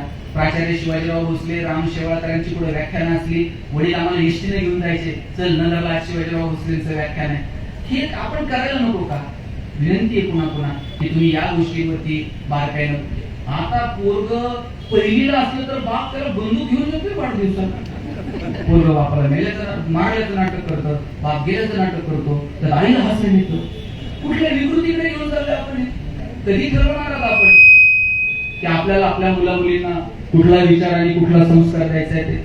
मला वाटतं या संदर्भानं आपण विचार करणं गरजेचं. आणि ज्यांची ज्यांची परिस्थिती बेताची आहे, गरिबीची आहे, अजिबात रडायचं नाही, लढायचं परिस्थितीच्या विरोधात. आपल्या हातात आहे का कोणत्या कुटुंबात जन्माला यायचं? आपल्या गरिबीत जन्माला आलो आपली चूकच नाही, पण आपण जर गरिबीत मेलो तर ती मात्र आपली चूक आहे. गरिबीत मरायचं नाही. आणि हल्ली जे आमदार साहेब सांगतात ना, श्रीमंताला कुठं झोप आहे का, आणि त्याला कुठं सुख आहे का, आणि पैशाला कोंबडी खात नाही, हे आपलं सांगू नये ना. तरुण पोरांना अकार्यक्षम बनवण्याचा धंदा करू नये. का श्रीमंती काय वाईट आहे? तुम्ही का श्रीमंत व्हायचं नाही? अरे लाट मारेलीतून पाणी काढायला अशी ताकद ठेवा, मजबूत पैसे कमवा जेवढे कमवते. हा फक्त एक गोष्ट लक्षात ठेवा, जी तुकोबारायांनी सांगितली, जोडून या धन उत्तम आहे बाबा. चांगल्या मार्गाने पैसे कमवायचे आणि चांगल्या ठिकाणी खर्च पण करायचे. काहींना कमवायचं कळतं पण खर्च करायचा सुद्धा चांगल्यावर टाकायचं. आमच्याकडे एकदम सोन्याची वीट आहे, त्याच्याकडे खर्चच करत नाही, घरात पुरून ठेवली. दर रविवारी उठतंय, उकरतंय, हाय का नाही बघतंय, परत पुरून ठेवलं. मागच्या रविवारी उठला, उकरलं, वीट गेली ना चोरीला. पोलीस स्टेशनला गेला, म्हणला माझी सोन्याची वीट चोरीला गेली. पोलीस म्हणले तुझा अवतार बघून तर वाटत नाही तुझ्याकडे सोन्याची वीट असेल. म्हणला माझ्या पंजानं माझ्या आज्याला दिली, आज्यानं माझ्या वडिलाला दिली, वडिलांना मला दिली. म्हणजे तू काय केलं? म्हणजे मी पुरून ठेवली होती. दर रविवारी उठायचो, उकरायचो, हाय का नाही बघायचो, परत पुरून ठेवायचो. पोलीस म्हणले एवढंच आहे ना, उद्या ये, तुझी वीट घेऊन जा, सापडून ठेवतो. ते दुसऱ्या दिवशी पोलीस स्टेशनला गेला, पोलिसांनी याला दगडाची वीट दिली. ते म्हणते माझी सोन्याची होती, तुम्ही दगडाची देता. पोलीस म्हणले सोन्याची असून नाही तर दगडाची, तुला काय फरक पडतो, तुला काय करायचंय? पुरूनच ठेवायची आणि उकरूनच बघायची. सोन्याची असली नाही तर दगडाची काय फरक आहे का? योग्य ठिकाणी खर्च करायची दानं ठेवा. मी बघतो आमदार साहेब, आपण ज्या पद्धतीनं अनेक विद्यार्थ्यांना मदत करता, शिक्षणात असेल वेगवेगळ्या कार्यालयात, हे केलं पाहिजे. परमेश्वराच्या कृपेने तुमच्याकडे आहे. गीता करंदीकरांची कविता आहे, देणाऱ्यानं देत जावं, घेणाऱ्यानं घेत जावं आणि एक दिवस घेता घेता देणाऱ्याचे हात घ्यायचे म्हणजे काय करायचं? त्यांच्या हाताची देण्याची दानत आहे की उद्या जाऊन आपल्या हातात आली पाहिजे. आज आपल्याला कोणीतरी मदत केली, उद्या 10 लोकांना आपण पण मदत केली पाहिजे. इतकी ताकद आपल्यात सुद्धा आली पाहिजे. हिरव्या टोळ्या डोरांकडून हिरवी पिवळी शाल घ्यावी, सह्याद्रीच्या कड्याकडून छातीसाठी ढाल घ्यावी, वेड्या पिशाचांकडून वेडे किस्से आकार घ्यावे, मातीमधल्या प्रश्नासाठी पृथ्वीकडून हुंकार घ्यावे, उसळलेल्या दर्याकडून पिसळलेली आयाळ घ्यावी आणि शांत वाहणाऱ्या भीमेकडून तुकोबाची माळ घ्यावी. देणाऱ्यानं देत जावं, घेणाऱ्यानं घेत जावं आणि घेता घेता एक दिवस देणाऱ्याचे हात घ्यावे. ही दानत आपल्यामध्ये आली पाहिजे. यासाठी मित्रांनो मनापासून प्रयत्न करा. उद्योगातल्या, व्यवसायातल्या, प्रशासनातल्या, राजकारण, समाजकारण, क्रीडा, साहित्य, संस्कृती अनेक क्षेत्र तुमच्यासाठी खुली आहेत. डोळे विस्फारून त्या गोष्टींकडे बघा आणि जगण्याचा मनापासून आनंद घ्या.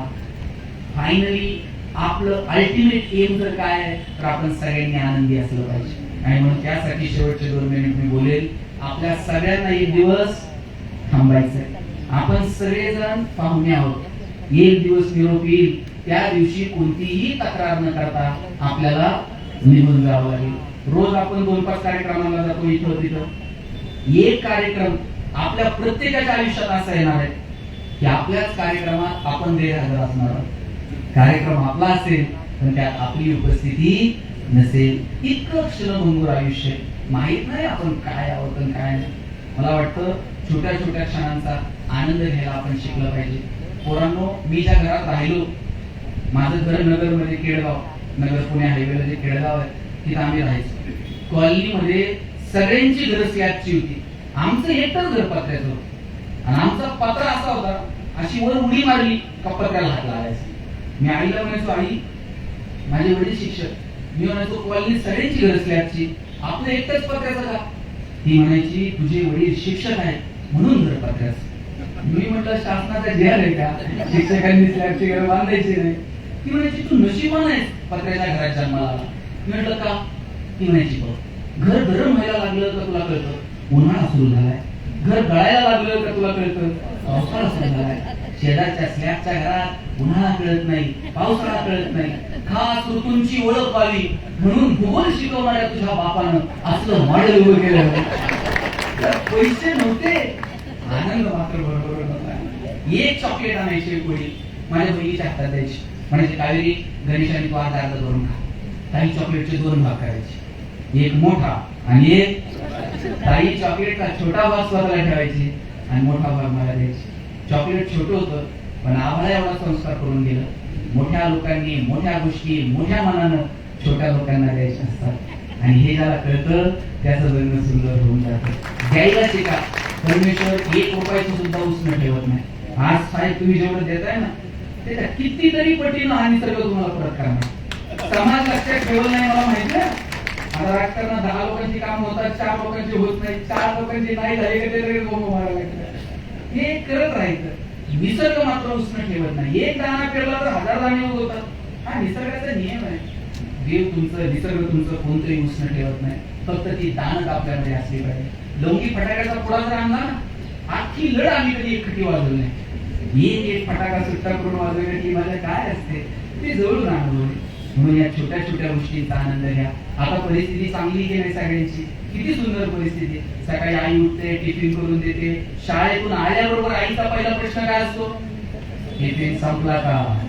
किती प्रेम आहे. नगरवरून पुण्यात शिकायला आलो. जंगलीला इथे डी वाय पाटीलला ऍडमिशन घेतलं. डांगे चौकात आम्ही राहायचो. 9:30 वाजता शिवाजीनगरच्या एसटी स्टँडला आमचा डबा यायचा. नगरवरून 9:30ला जर पुण्यात डबा येत होता, 6च्या गाडीने दिला असेल.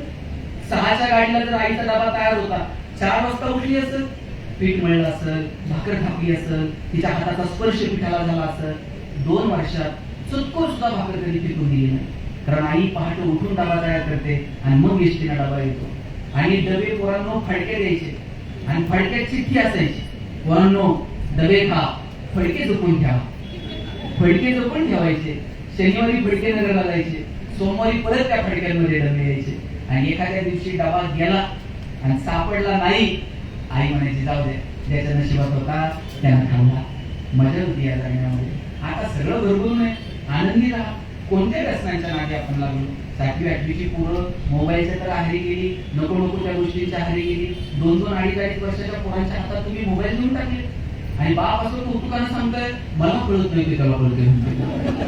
काय कळायचं कळू दे तुमचं तुम्हाला. 9 वर्ष 9 ते 11 सॉरी 0 ते 11 वयोगटातल्या हजारो मुलांचे डोळे निकामी होण्याची वेळ आली. इतका स्क्रीन टाइम मोबाईलवरचा वाढत चाललाय. आई पोरग रडायला लागल्यावर तुम्ही काय करत होता? जवळ घ्यायचं लेकराला. आणि जवळ घेतल्याबरोबर पोरग रडणं थांबवत होतो. त्याला कळायचं माझी आई. आता पोरग रडायला लागल्यावर आई काय करते? मी सांगू का तुम्ही सांग? आणि पोरग इतकं पुरुष आहे, मोबाईल हातात आल्याशिवाय तेही रडायचं थांबवत नाही. आईच्या स्पर्शाची जागा जर मोबाईलच्या स्पर्शाने घेतली असेल तर तो कुणाचा पराजय? विज्ञान तंत्रज्ञानाचा विजय आहे का मातृत्वाचा पराजय आहे हे ठरवण्याची वेळ आलेली.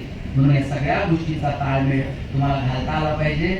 मस्त राहा, हसत राहा. उद्या जर तुमच्यापैकी कोण कलेक्टर झालं, लाल दिव्याच्या गाडीत बसून आली, आम्ही सगळेजण तिथं दारात स्वागताला उभे राहू. तुमच्या गाडीचं दार उघडायला पण शिपाई असेल, असं बाहेर पाठी लागली असेल, जिल्हाधिकारी पुणे, काय बोलावं असेल. मी जर काही काम घेऊन आलो तर ओळखतो ना. यासाठी काय करावं लागेल? अभ्यास करावा लागेल. मस्त राहा, हसत राहा. तुम्हाला सगळ्यांना खूप साऱ्या शुभेच्छा देतो. आदरणीय आमदार साहेबांनी हा गुणवंत विद्यार्थ्यांचा सत्कार आयोजित केला. या कार्यक्रमासाठी मला त्यांनी फोन केला आणि इथे बोलवलं, आपल्याशी संवाद साधायची संधी उपलब्ध करून दिली. त्यासाठी त्यांचे मनापासून आभार मानतो. तुम्हाला सगळ्यांना तुमच्या भावी आयुष्यासाठी शुभेच्छा देतो. प्रत्येक भाषणाच्या शेवटी मी सांगत असतो, हसत राहा. आल्यापासून 2-3 हसलेच नाही. काय टेन्शन मध्ये कोणाच ते हसा वाटलं तरी शेजारी होते ते हसत राहा. बरं माणसाला हसता येतं, जनावरांना हसता येतं का? आजी शेणकूर करायला तुम्ही गोठ्यात केलाय आणि एखाद्या म्हशीनं छान स्माईल दिली, असं झालंय कधी? म्हैस म्हणते का प्लीज वेलकम इन गोठा? मस्त राहा, हसत राहा. खूप खूप शुभेच्छा. Thanks a lot.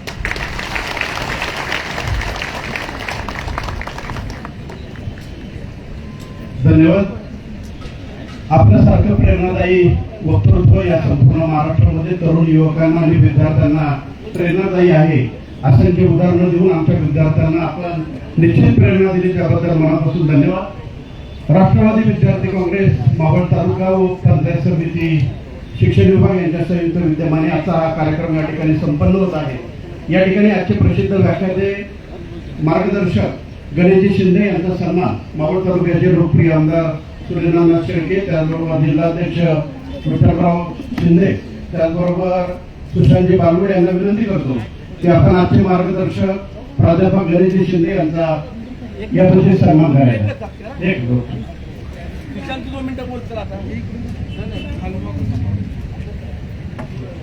या ठिकाणी आवर्जून उपस्थित असलेले जिल्हा परिषद सभापती विठालीताई हुलावडे, पंचायत समिती सदस्य रेश्मा देवकर, भारतीताई धोत्रे, सभापती शिक्षण मंडळ, अपुनीताई ढोरे, नगराध्यक्ष, त्याचबरोबर सोनालीताई दरेकर, मनीषाताई मुरे, नितीनजी मुरे, निवेदक संस्थापक अतुलजी वायकर, राज खाटवर, राजेंद्र गायकवाड, महर्षी परिसर, काळूरावजी महापौर या सर्वांचं मानून स्वागत. विद्यार्थी संघाच्या वतीनं राष्ट्रवादी विद्यार्थी काँग्रेस वतीनं तुमचा एक सन्मान होत आहे. फक्त 2 मिनिटं बोलतात. या ठिकाणी सुशांतजी बालगुडे यांना विनंती करतो की आपण आपलं मनोरंजन करा. 5 मिनिटं दुसऱ्या तुला 5 मिनिटं मागणार. मावळ तालुका राष्ट्रवादी विद्यार्थी संघटना व मावळ पंचायत समिती शिक्षण विभाग यांच्या संयुक्त विद्यमाने आयोजित केलेल्या गुणगौरव सोहळ्याच्या निमित्तानं मंचावर उपस्थित असलेले मावळ तालुक्याचे लोकप्रिय कार्यसम्राट आमदार आदरणीय सुनीलांना शेळके असतील, तुम्ही रीलवाले खाली बसा रे. यांचं आपण काय ते सर्वांनी रील नाही आलं आपल्याला. आताच उत्कृष्ट असं व्याख्यान ऐकलं. सर, अनेक दिवसांची इच्छा होती की विद्यार्थी संघटनेच्या माध्यमातून आपला कार्यक्रम घ्यायचा. त्याचा योग त्यांच्या माध्यमातून आज झाला असे आदरणीय प्राध्यापक गणेशजी शिंदे सर, पुणे जिल्हा राष्ट्रवादी काँग्रेस पक्षाचे जिल्हाध्यक्ष आदरणीय विठ्ठलांना शिंदे व मंचावर उपस्थित सर्वच मान्यवरांची नावं न घेता सर्वच मान्यवर व समोर बसलेले सर्व विद्यार्थी बंधू भगिनींनो, मोठ्या प्रमाणात उपस्थित पालक वर्ग, शिक्षक, शिक्षकेतर कर्मचारी व माझे सर्व पत्रकार बंधू भगिनी या ठिकाणी उपस्थित आहेत. प्रथमतः मी सर्वांचं मावळ तालुका राष्ट्रवादी विद्यार्थी काँग्रेसच्या वतीनं या कार्यक्रमाच्या निमित्तानं आपलं मनपूर्वक स्वागत करतो. खऱ्या अर्थाने या कार्यक्रमाचा मुख्य उद्देश म्हणजे आपल्या मावळ तालुक्यातील विद्यार्थ्यांनी जे कष्ट केलेत व जे कष्ट करून त्यांनी जे यश मिळवले ते यशाचं कौतुक करण्यासाठी या कार्यक्रमाचं आयोजन करण्यात आलेलं आहे आणि या कार्यक्रमातून येणाऱ्या काळात त्यांना त्यांच्या भविष्यासाठी प्रेरणा मिळावी यासाठी या कार्यक्रमाचं आयोजन करण्यात आलेलं आहे. त्यामुळे प्रथमतः मी 10वी-12वीतील विद्यार्थ्यांचं मनपूर्वक अभिनंदन करतो की आपण अशा प्रकारे यश मिळवून मावळ तालुक्याचा नावलौकिकात भर पाडलेली आहे. परंतु हे यश मिळवत असताना तुमच्या या यशामध्ये तुमचे जे मार्गदर्शक शिक्षक आहेत त्यांचं देखील मोलाचं योगदान आहे. शिक्षकांबरोबरच सदैव तुमच्या पाठीशी खंबीरपणे उभे असणारे तुमचे पालक देखील आहेत. या पालकांचं देखील तितकंच योगदान आहे. त्यामुळे मी विद्यार्थ्यांचं अभिनंदन करत असताना जे पालक या ठिकाणी उपस्थित आहेत, विद्यार्थ्यांना मार्गदर्शन करणारे शिक्षक या ठिकाणी उपस्थित आहेत, त्यांचं देखील मनपूर्वक अभिनंदन या निमित्तानं करतो. आज हा कार्यक्रम होत असताना खऱ्या अर्थानं काही गोष्टींचा उल्लेख करणं गरजेचं आहे. आज आमदार साहेबांच्या माध्यमातून मावळ तालुक्यातील विद्यार्थ्यांसाठी विविध उपक्रम राबवले जात आहेत. विशेष करून मावळ तालुक्यातील ग्रामीण भागातील विद्यार्थ्यांची पायपीट थांबली पाहिजे, त्यांची दळणवळणाची व्यवस्था झाली पाहिजे. या गोष्टीकडे आमदार साहेबांनी गांभीर्याने लक्ष देऊन गेल्या 2 वर्षात आमदार साहेबांच्या माध्यमातून मावळ तालुक्यातील सुमारे 7,000हून अधिक विद्यार्थ्यांना मोफत आपण सायकल वाटप केलेलं आहे. त्यानंतर 10वी-12वीची परीक्षा सर ज्यावेळेस व्हायची त्यावेळेस विद्यार्थ्यांना येण्या जाण्याची दळणवळणाची व्यवस्था, ग्रामीण भागातील विद्यार्थी अगदी आमच्या खांडी सावळापासून विद्यार्थी वाढवून परीक्षेसाठी येतात किंवा आमच्या अगदी निरीक्षी सारख्या भागातून देखील विद्यार्थी येतात. या विद्यार्थ्यांची येण्या जाण्याची व्यवस्था व्हावी म्हणून आमदार साहेबांच्या माध्यमातून 10वी व 12वीच्या विद्यार्थ्यांना परीक्षा केंद्रावरती जाण्यासाठी देखील वाहनांची व्यवस्था करण्यात आली. हे 10वी-12वीचं होत असताना आवर्जून या ठिकाणी उल्लेख करावा वाटतो की जिल्हा परिषदेच्या शाळा माझ्या मागे जाता कामा नये याच्यावरती अण्णांनी विशेष लक्ष दिलं. खरंच एक कौतुकास्पद बाब आहे. एक लोकप्रतिनिधी म्हणून कोणी त्या ग्राउंड लेवलला विचार करत नाही. अण्णांकडे सहज मांडलं होतं आम्ही की अण्णा ज्या प्रकारे इंग्रजी माध्यमांची अॅन्युअल गॅदरिंग होतात, स्पोर्ट्स होतात, त्या तुलनेत आपल्या जिल्हा परिषदेचे होतच नाही. कुठेतरी आपण एका ठिकाणी घेतो आणि ते कधी संपता कळून जात नाही. तर अण्णांच्या माध्यमातून आपण तालुकास्तरीय जिल्हा परिषद शाळांच्या ज्या स्पर्धा व सांस्कृतिक कार्यक्रम घेतला. आजपर्यंत असा कार्यक्रम झाला नव्हता, असा दिमागदार कार्यक्रम अण्णांनी घेऊन दाखवला. अण्णांच्या उपक्रमांची यादी वाचायला गेलं तर या ठिकाणी वेळ कमी पडेल, परंतु उपक्रम राबवत असताना शासनाच्या माध्यमातून देखील माझ्या मावळ तालुक्यातील शाळा कुठे मागे राहिल्या नाही पाहिजे. या शाळा अद्ययावत झाल्या पाहिजे, मॉडेल स्कूल झाल्या पाहिजे. यासाठी अण्णांनी पुणे जिल्ह्यात विक्रमी पहिल्या टप्प्यात मावळ तालुक्यात 24 मॉडेल स्कूलची मंजुरी मिळवून त्या कामात सुरुवात झालेली आहे आता. आणि येणाऱ्या काळामध्ये 39 शाळा प्रस्तावित असून त्या मंजुरीला आहेत. त्या मंजूर होऊन 39 अजून मॉडेल स्कूलची मावळमध्ये सुरुवात होतीये. खरोखर आपण सगळे इतके भाग्यवान आहोत की अण्णांसारखे आमदार आपल्याला लाभलेले आहेत. आदरणीय गणेशजी शिंदे सर यांनी त्यांचं व्याख्यान संपवत असताना सांगितलं की देणाऱ्याने देत जावं, घेणाऱ्याने घेत जावं, घेता घेता घेणाऱ्याचे हात घ्यावे. परंतु अण्णा या ठिकाणी देणारा माणूस असला की मागणाऱ्याच्याही अपेक्षा वाढत असतात. त्यामुळे आमच्याही अपेक्षा आपल्याकडनं वाढलेल्या आहेत.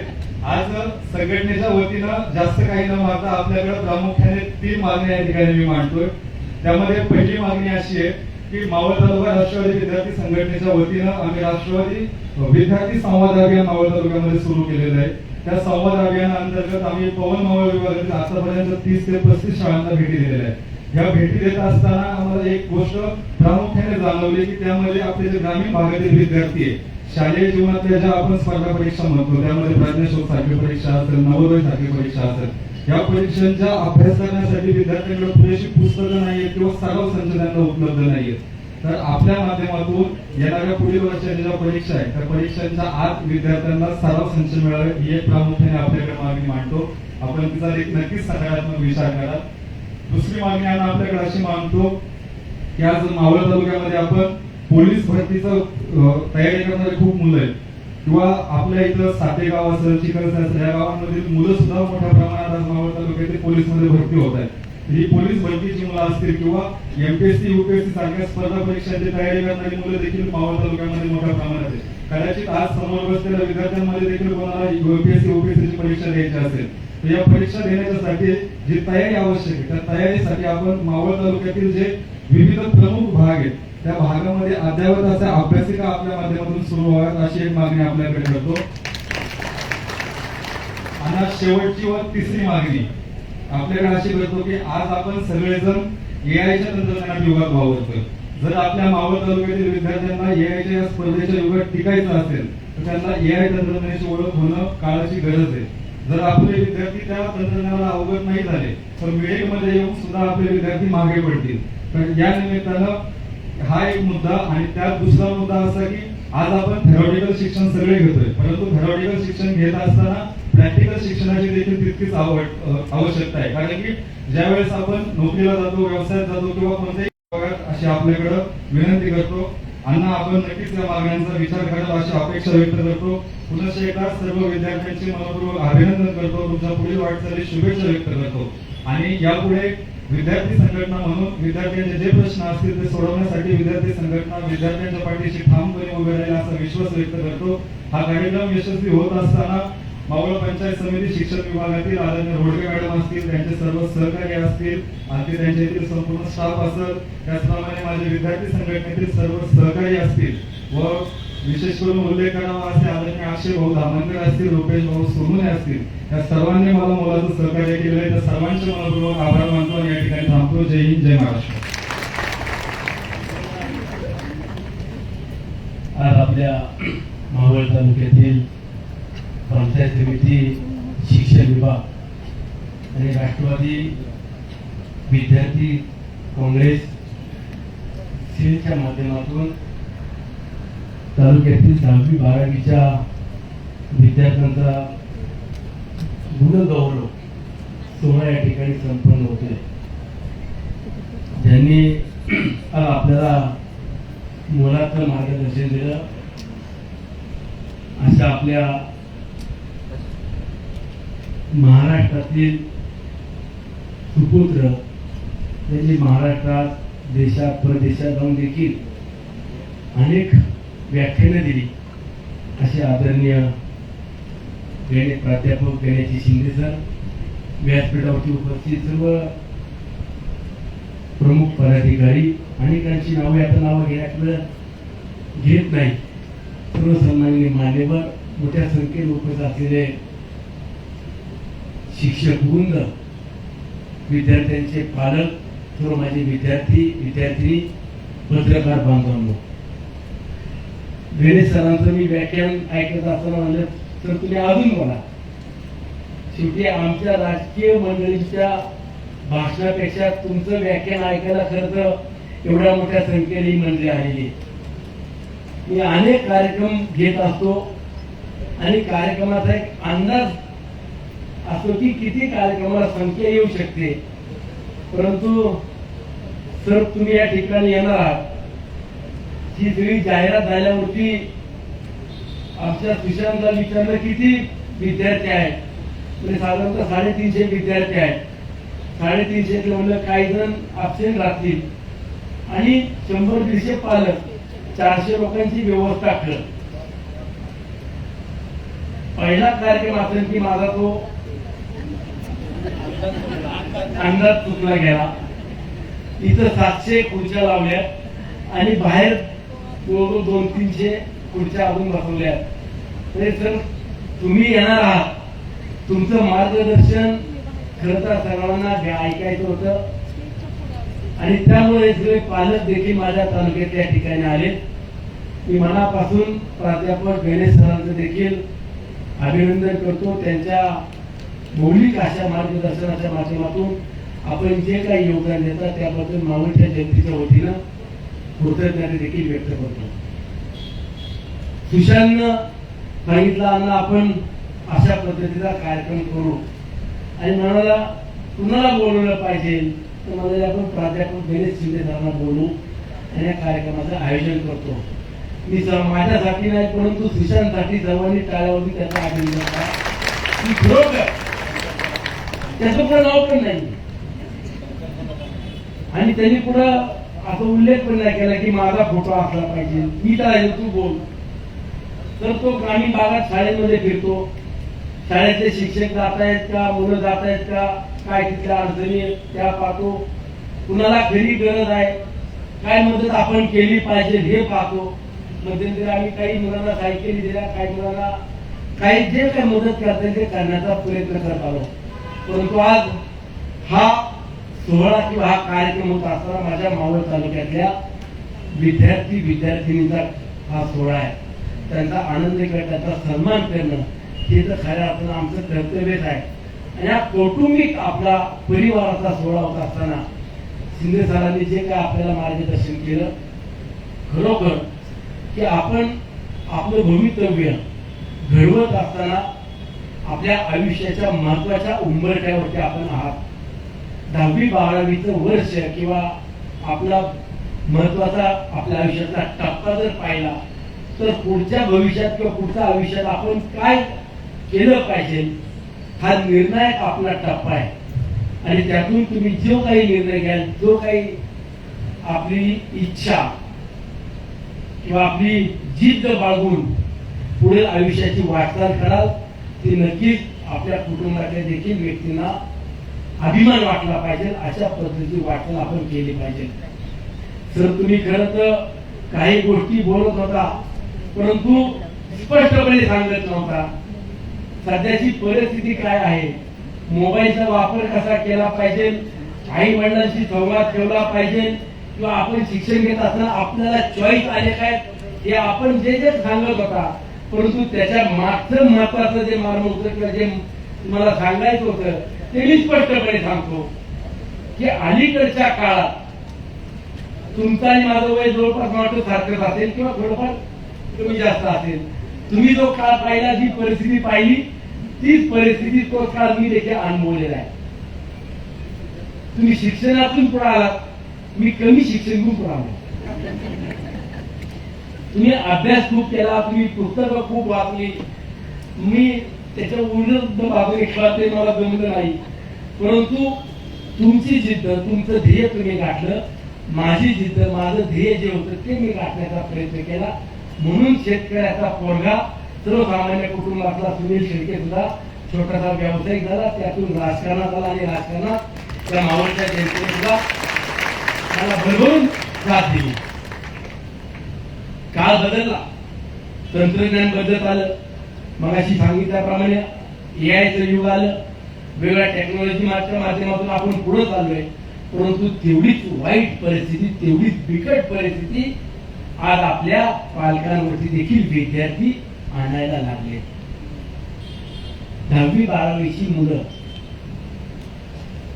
12वी नंतर 13वी-14वी बीकॉम एमकॉम मधली मुलं ही जर आपण सगळी पाहिली तर 10वी-12वी-14वी पर्यंत शिकणाऱ्या विद्यार्थी यांनी जर ठरवलं की आपण आपल्या आई वडिलांशी प्रामाणिक राहायचं तर मावळ तालुक्यातली उद्याची पिढी ही सर्वात सक्षम असेल, सर्वात प्रभावी असेल.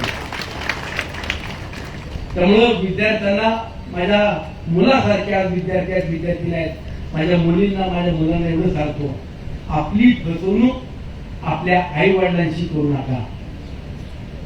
आपण जे काय आहात ते प्रामाणिक राहा. शॉर्ट मेमरी, शॉर्ट काही दिवसातच पैसा कसा मिळेल यासाठी वाहून जाऊ नका. काय काय उद्योग चालतात आता हे जाहीरपणे मी बोलणार नाही. परंतु एकच फक्त तुम्हाला मागच्या महिन्याचा किस्सा सांगतो सर. डोंजेच्या इथे एक चांगलं कॉलेज आहे, प्रसिद्ध कॉलेज आहे, नाव घ्यायचं नाही. त्या कॉलेजमध्ये देशाच्या आर्मीत ऑफिसर असलेल्या अधिकाऱ्याचा मुलगा इथं शिकायला आला. आई आणि मुलगा दोघंच राहत होते. वडील देशाच्या सीमेवरती अधिकारी म्हणून आहेत. आणि त्या आईनं मला फोन केला, म्हणजे MLA साहब, तुला बोली मैडम मेरी एक रिक्वेस्ट है. क्या प्रॉब्लम है? मेरे बच्चे को पढ़ाई के लिए मैं यहाँ पुणे आई. पुणे में अच्छा एजुकेशन मिलता है ये सोच के मैं यहाँ पे आई हूँ. लेकिन यहाँ आके मेरा लड़का उसका करियर पूरा बर्बाद हो गया. क्या प्रॉब्लम है? मेरे लड़के को नशे के बिगर वो बात ही नहीं करता. उसको नहीं दिया तो रोते बैठता है. वो कुछ खुद का जान के ऊपर नहीं आए या कुछ सुसाइड वगैरह नहीं करना चाहिए. इसलिए मैं अभी उसको संभालती हूँ. कुछ लगता है तो उसको मैं हाँ कहती हूँ. मेरी एक ही विनती है, आप काम अच्छा करते हो, हम लोग देखते हैं, मोबाइल के ऊपर देखते हैं, हम आपके उधर घूमने के लिए आते वो भी देखते हैं. लेकिन एक रिक्वेस्ट है, अपना काम करते टाइम जो काम कर रहे हो उसमें थोड़ा और सुझाव कीजिए. आप बच्चों के ऊपर भी ध्यान देना चाहिए. मैं वो देखता हूँ, मैं करता हूँ, मैं जितना हेल्प करने को आता है मैं करने का प्रयास करता हूँ. मैं फिर भी आप बच्चे को ऊपर ध्यान देना चाहिए. मगर आपको क्या हेल्प चाहिए? जिन्हें सांगितलं मेरे को हेल्प अभी नहीं चाहिए, क्योंकि अभी मेरी हेल्प लेने की भी जरूरत नहीं. अब आप हेल्प करके मेरे को क्या फायदा है? मेरे लड़के को मैं अभी व्यसन मुक्ति में डाल रही हूँ और मैं यहाँ से अभी मैं वापिस मेरे गांव जा रही हूँ.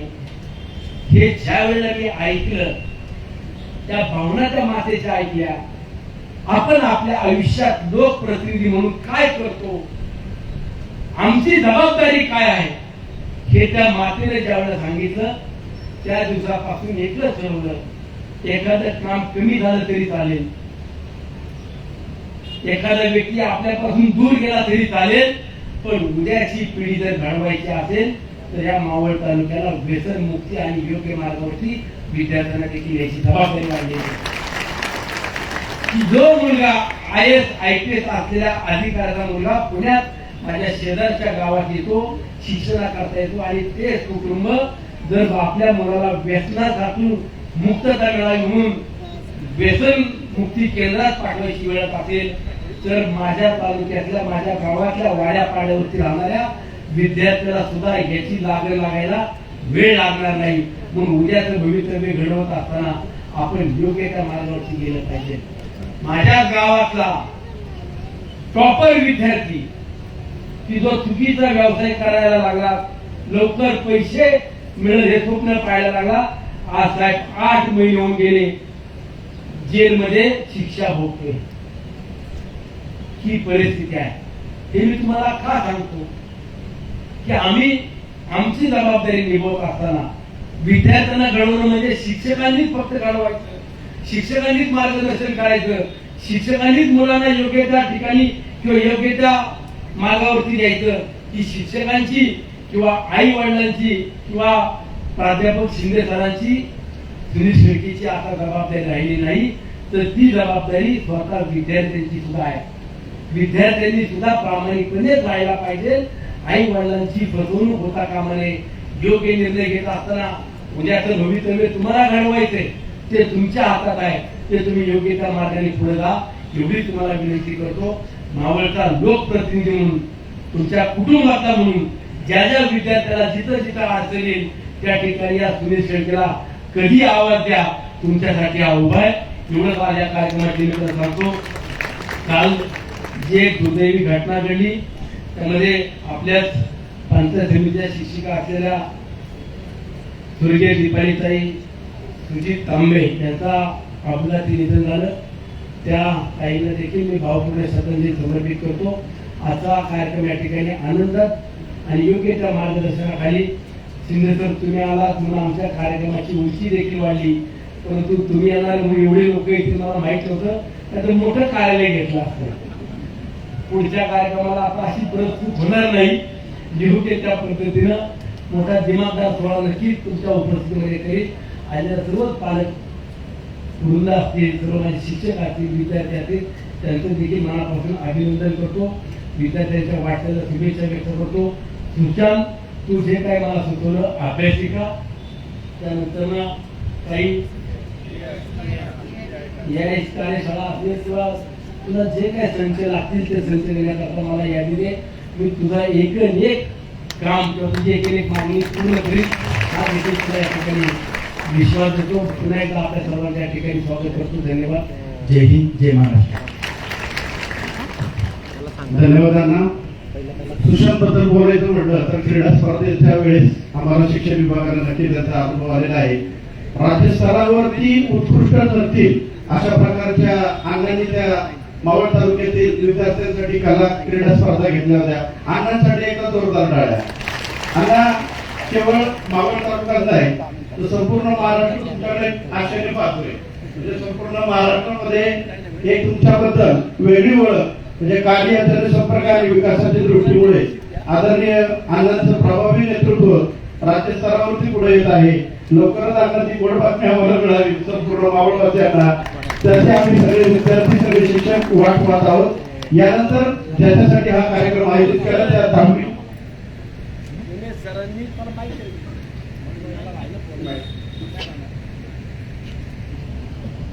सरांचं एक सांगायचं राहिलं. मागच्या आठवड्यामध्ये सरांचा आणि ताईचा म्हणजे त्यांच्या मिसेसचा अपघात झाला.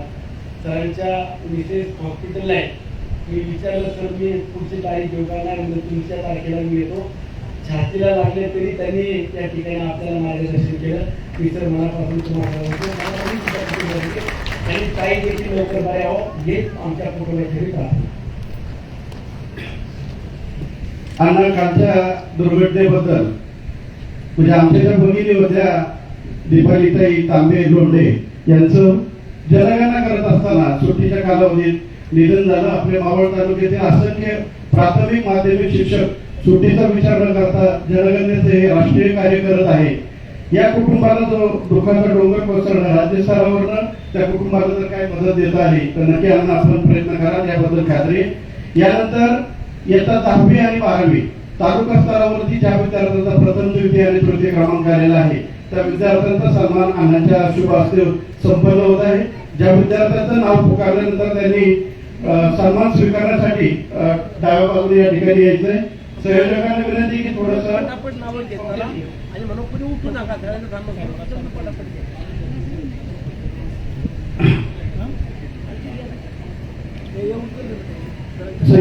विनंती आहे थोडं पुढे टेबल जरा हे करायचं. विद्यार्थ्यांनी नाव पुकारल्यानंतर बाजूच्या स्टेजवरनं घेण्यासाठी यायचंय.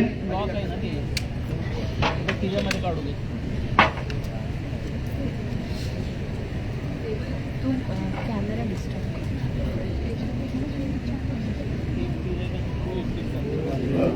संत तुकाराम पादुका तुम्ही मीडियावाले जरी साईडला आले तरी चालेल. स्थान वाकसाई सत्ता झाला होता त्या सत्याच्या निमित्त अण्णांचा या ठिकाणी यशस्वी सन्मान हरिभक्त भराय. हो, राहू दे, तुम्ही पूर्ण नका. अरे तुम्ही हे कार्यक्रमाचे डिस्टर्ब पुढे करता घ्या. चला महाराजा पहिले या ठिकाणी बाबाजी काटकर यांच्या शुभ हस्ते अण्णांचा या ठिकाणी सन्मान होते. त्यांची इच्छा असल्यामुळे आपण थोडासा कार्यक्रमात बदल करतोय. संपूर्ण तालुक्यामध्ये सर विद्यार्थ्यांचे नाव रामा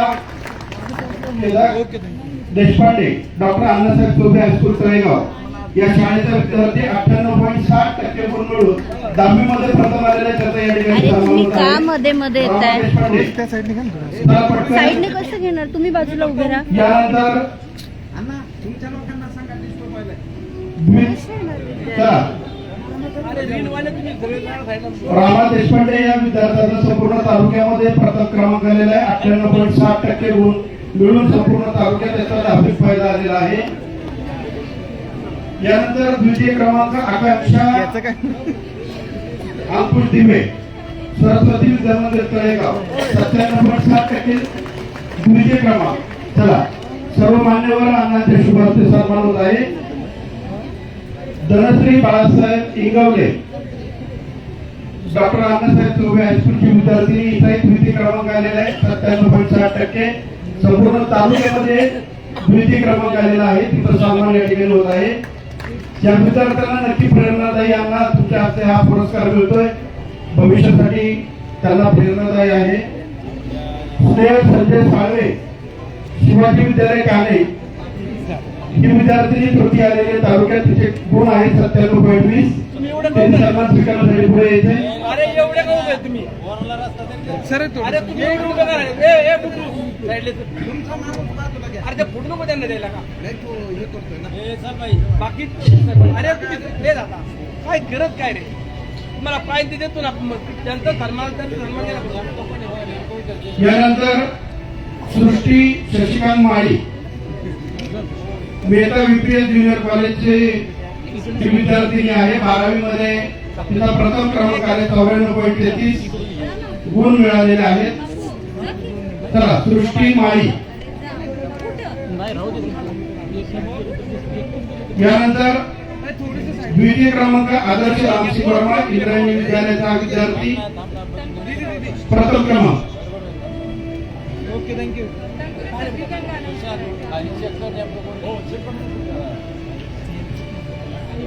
मीत Mhatre, Jain new junior college Talegaon, या विद्यार्थ्याचा द्वितीय क्रमांक आलेला आहे, त्यांनी पुढे येऊन आपला सन्मान घ्यायचा आहे. त्यानंतर ओजस्वी हर्षद छाछड, इंद्रायणी विद्यालय, तृतीय क्रमांक.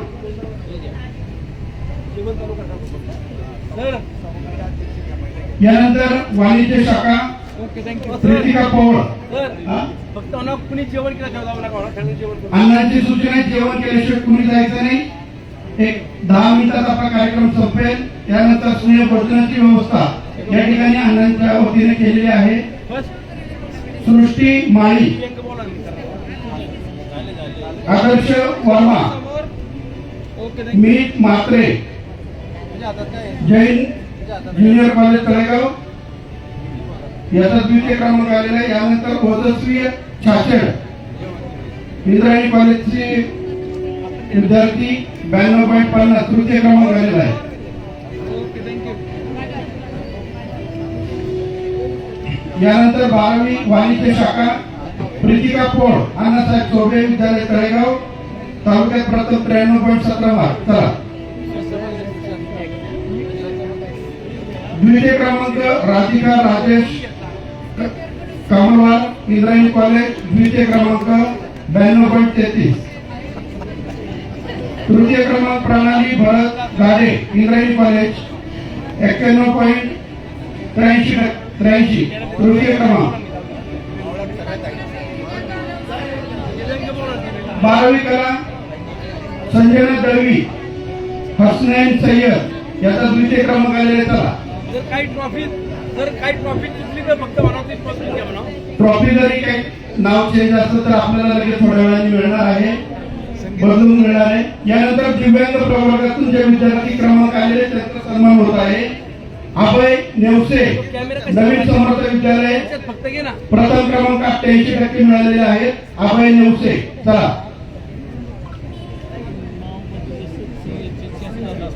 करण काजलडे, याचा द्वितीय क्रमांक आलेला आहे, त्याचा 77% मिळालेले आहेत. तृतीय क्रमांक सुफियान इरफान खान, दिव्यांग प्रवर्गात हे विद्यार्थी, तालुक्यामध्ये तृतीय क्रमांक मिळालेला आहे, 73%.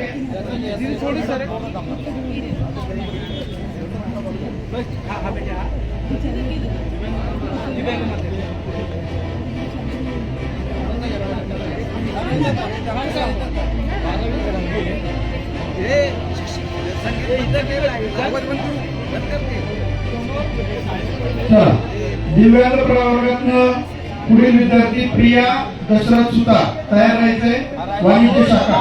सभापती जिल्हा परिषद गायत्री अडागडे, द्वितीय क्रमांक.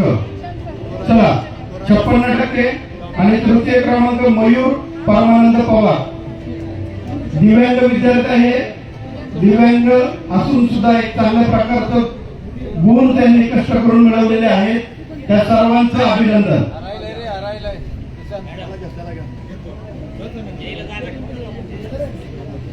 येता येतो एकदम पुढे समोर समोर सगळ्यांनी ओके थँक्यू या पुढची नावं घ्या सर सर्व विद्यार्थ्यांनी जेवण केल्याशिवाय नाही. यानंतर प्रथम क्रमांक संपूर्ण इयत्ता 10वी मध्ये प्रथम क्रमांक आलेले जे विद्यार्थी आहेत या विद्यार्थ्यांनी क्रमाक्रमाने पुढे येऊन आपला सन्मान घ्यायचा आहे. नावं बरीच आहेत त्यामुळं जे प्रथम क्रमांक आलेले सर्व विद्यार्थी सर्वांना ट्रॉफी एकच आहे त्याच्यामध्ये नाव समोर हे आहे त्या विद्यार्थ्यांनी पुढे यायचे. ओके थँक्यू कोणीही उठायचं नाही. इयत्ता 10वी मध्ये प्रथम क्रमांक आलेले सर्व विद्यार्थी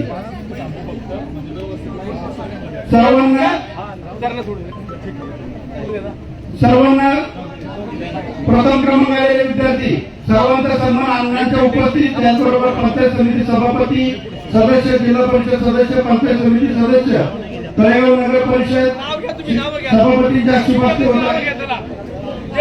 10वी प्रथम क्रमांक आलेले सर्व विद्यार्थी एक 10च्या 5-5च्या गटाने पुढे यायचे. आपला सर्वांचा सन्मान या ठिकाणी अण्णांच्या शुभास्ते होत आहे. सगळ्यांनी उठू नका. फक्त प्रथम क्रमांक 5 विद्यार्थी 5 विद्यार्थ्यांनी फक्त पुढे यायचंय.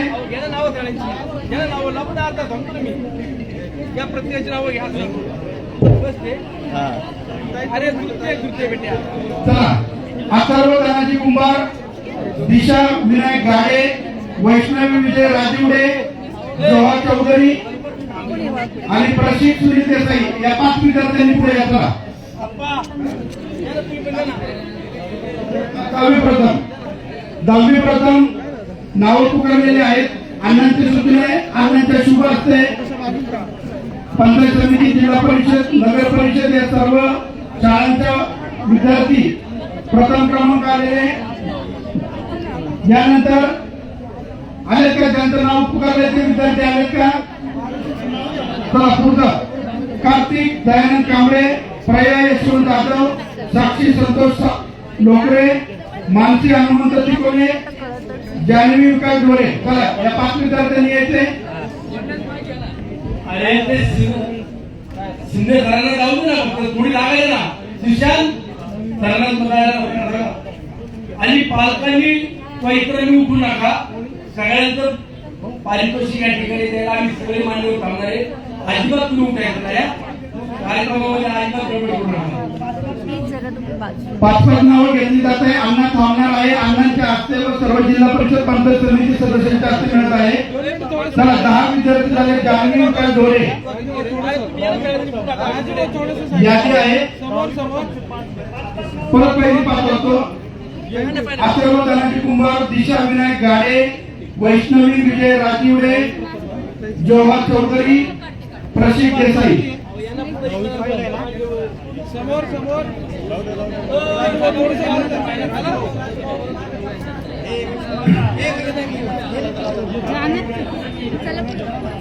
अरे असं राहिलं का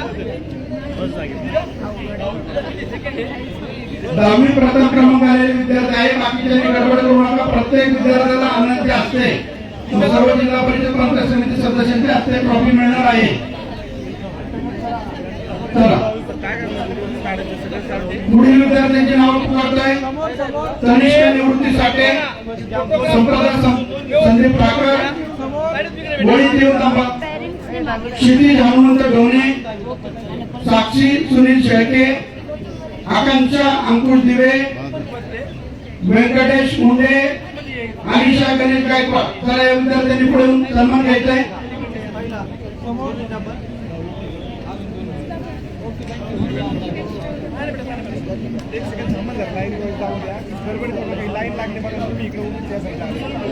चला साक्षी दयाराम कोरी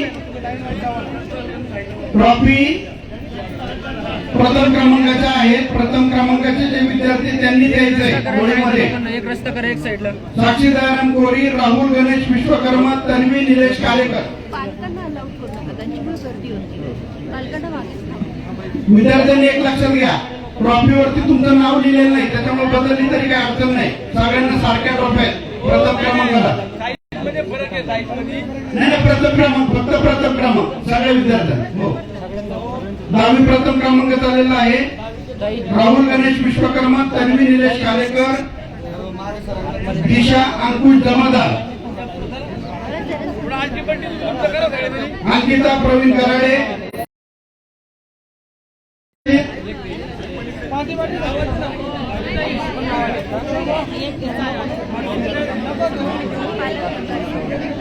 साई नवनाथ टिळेकर,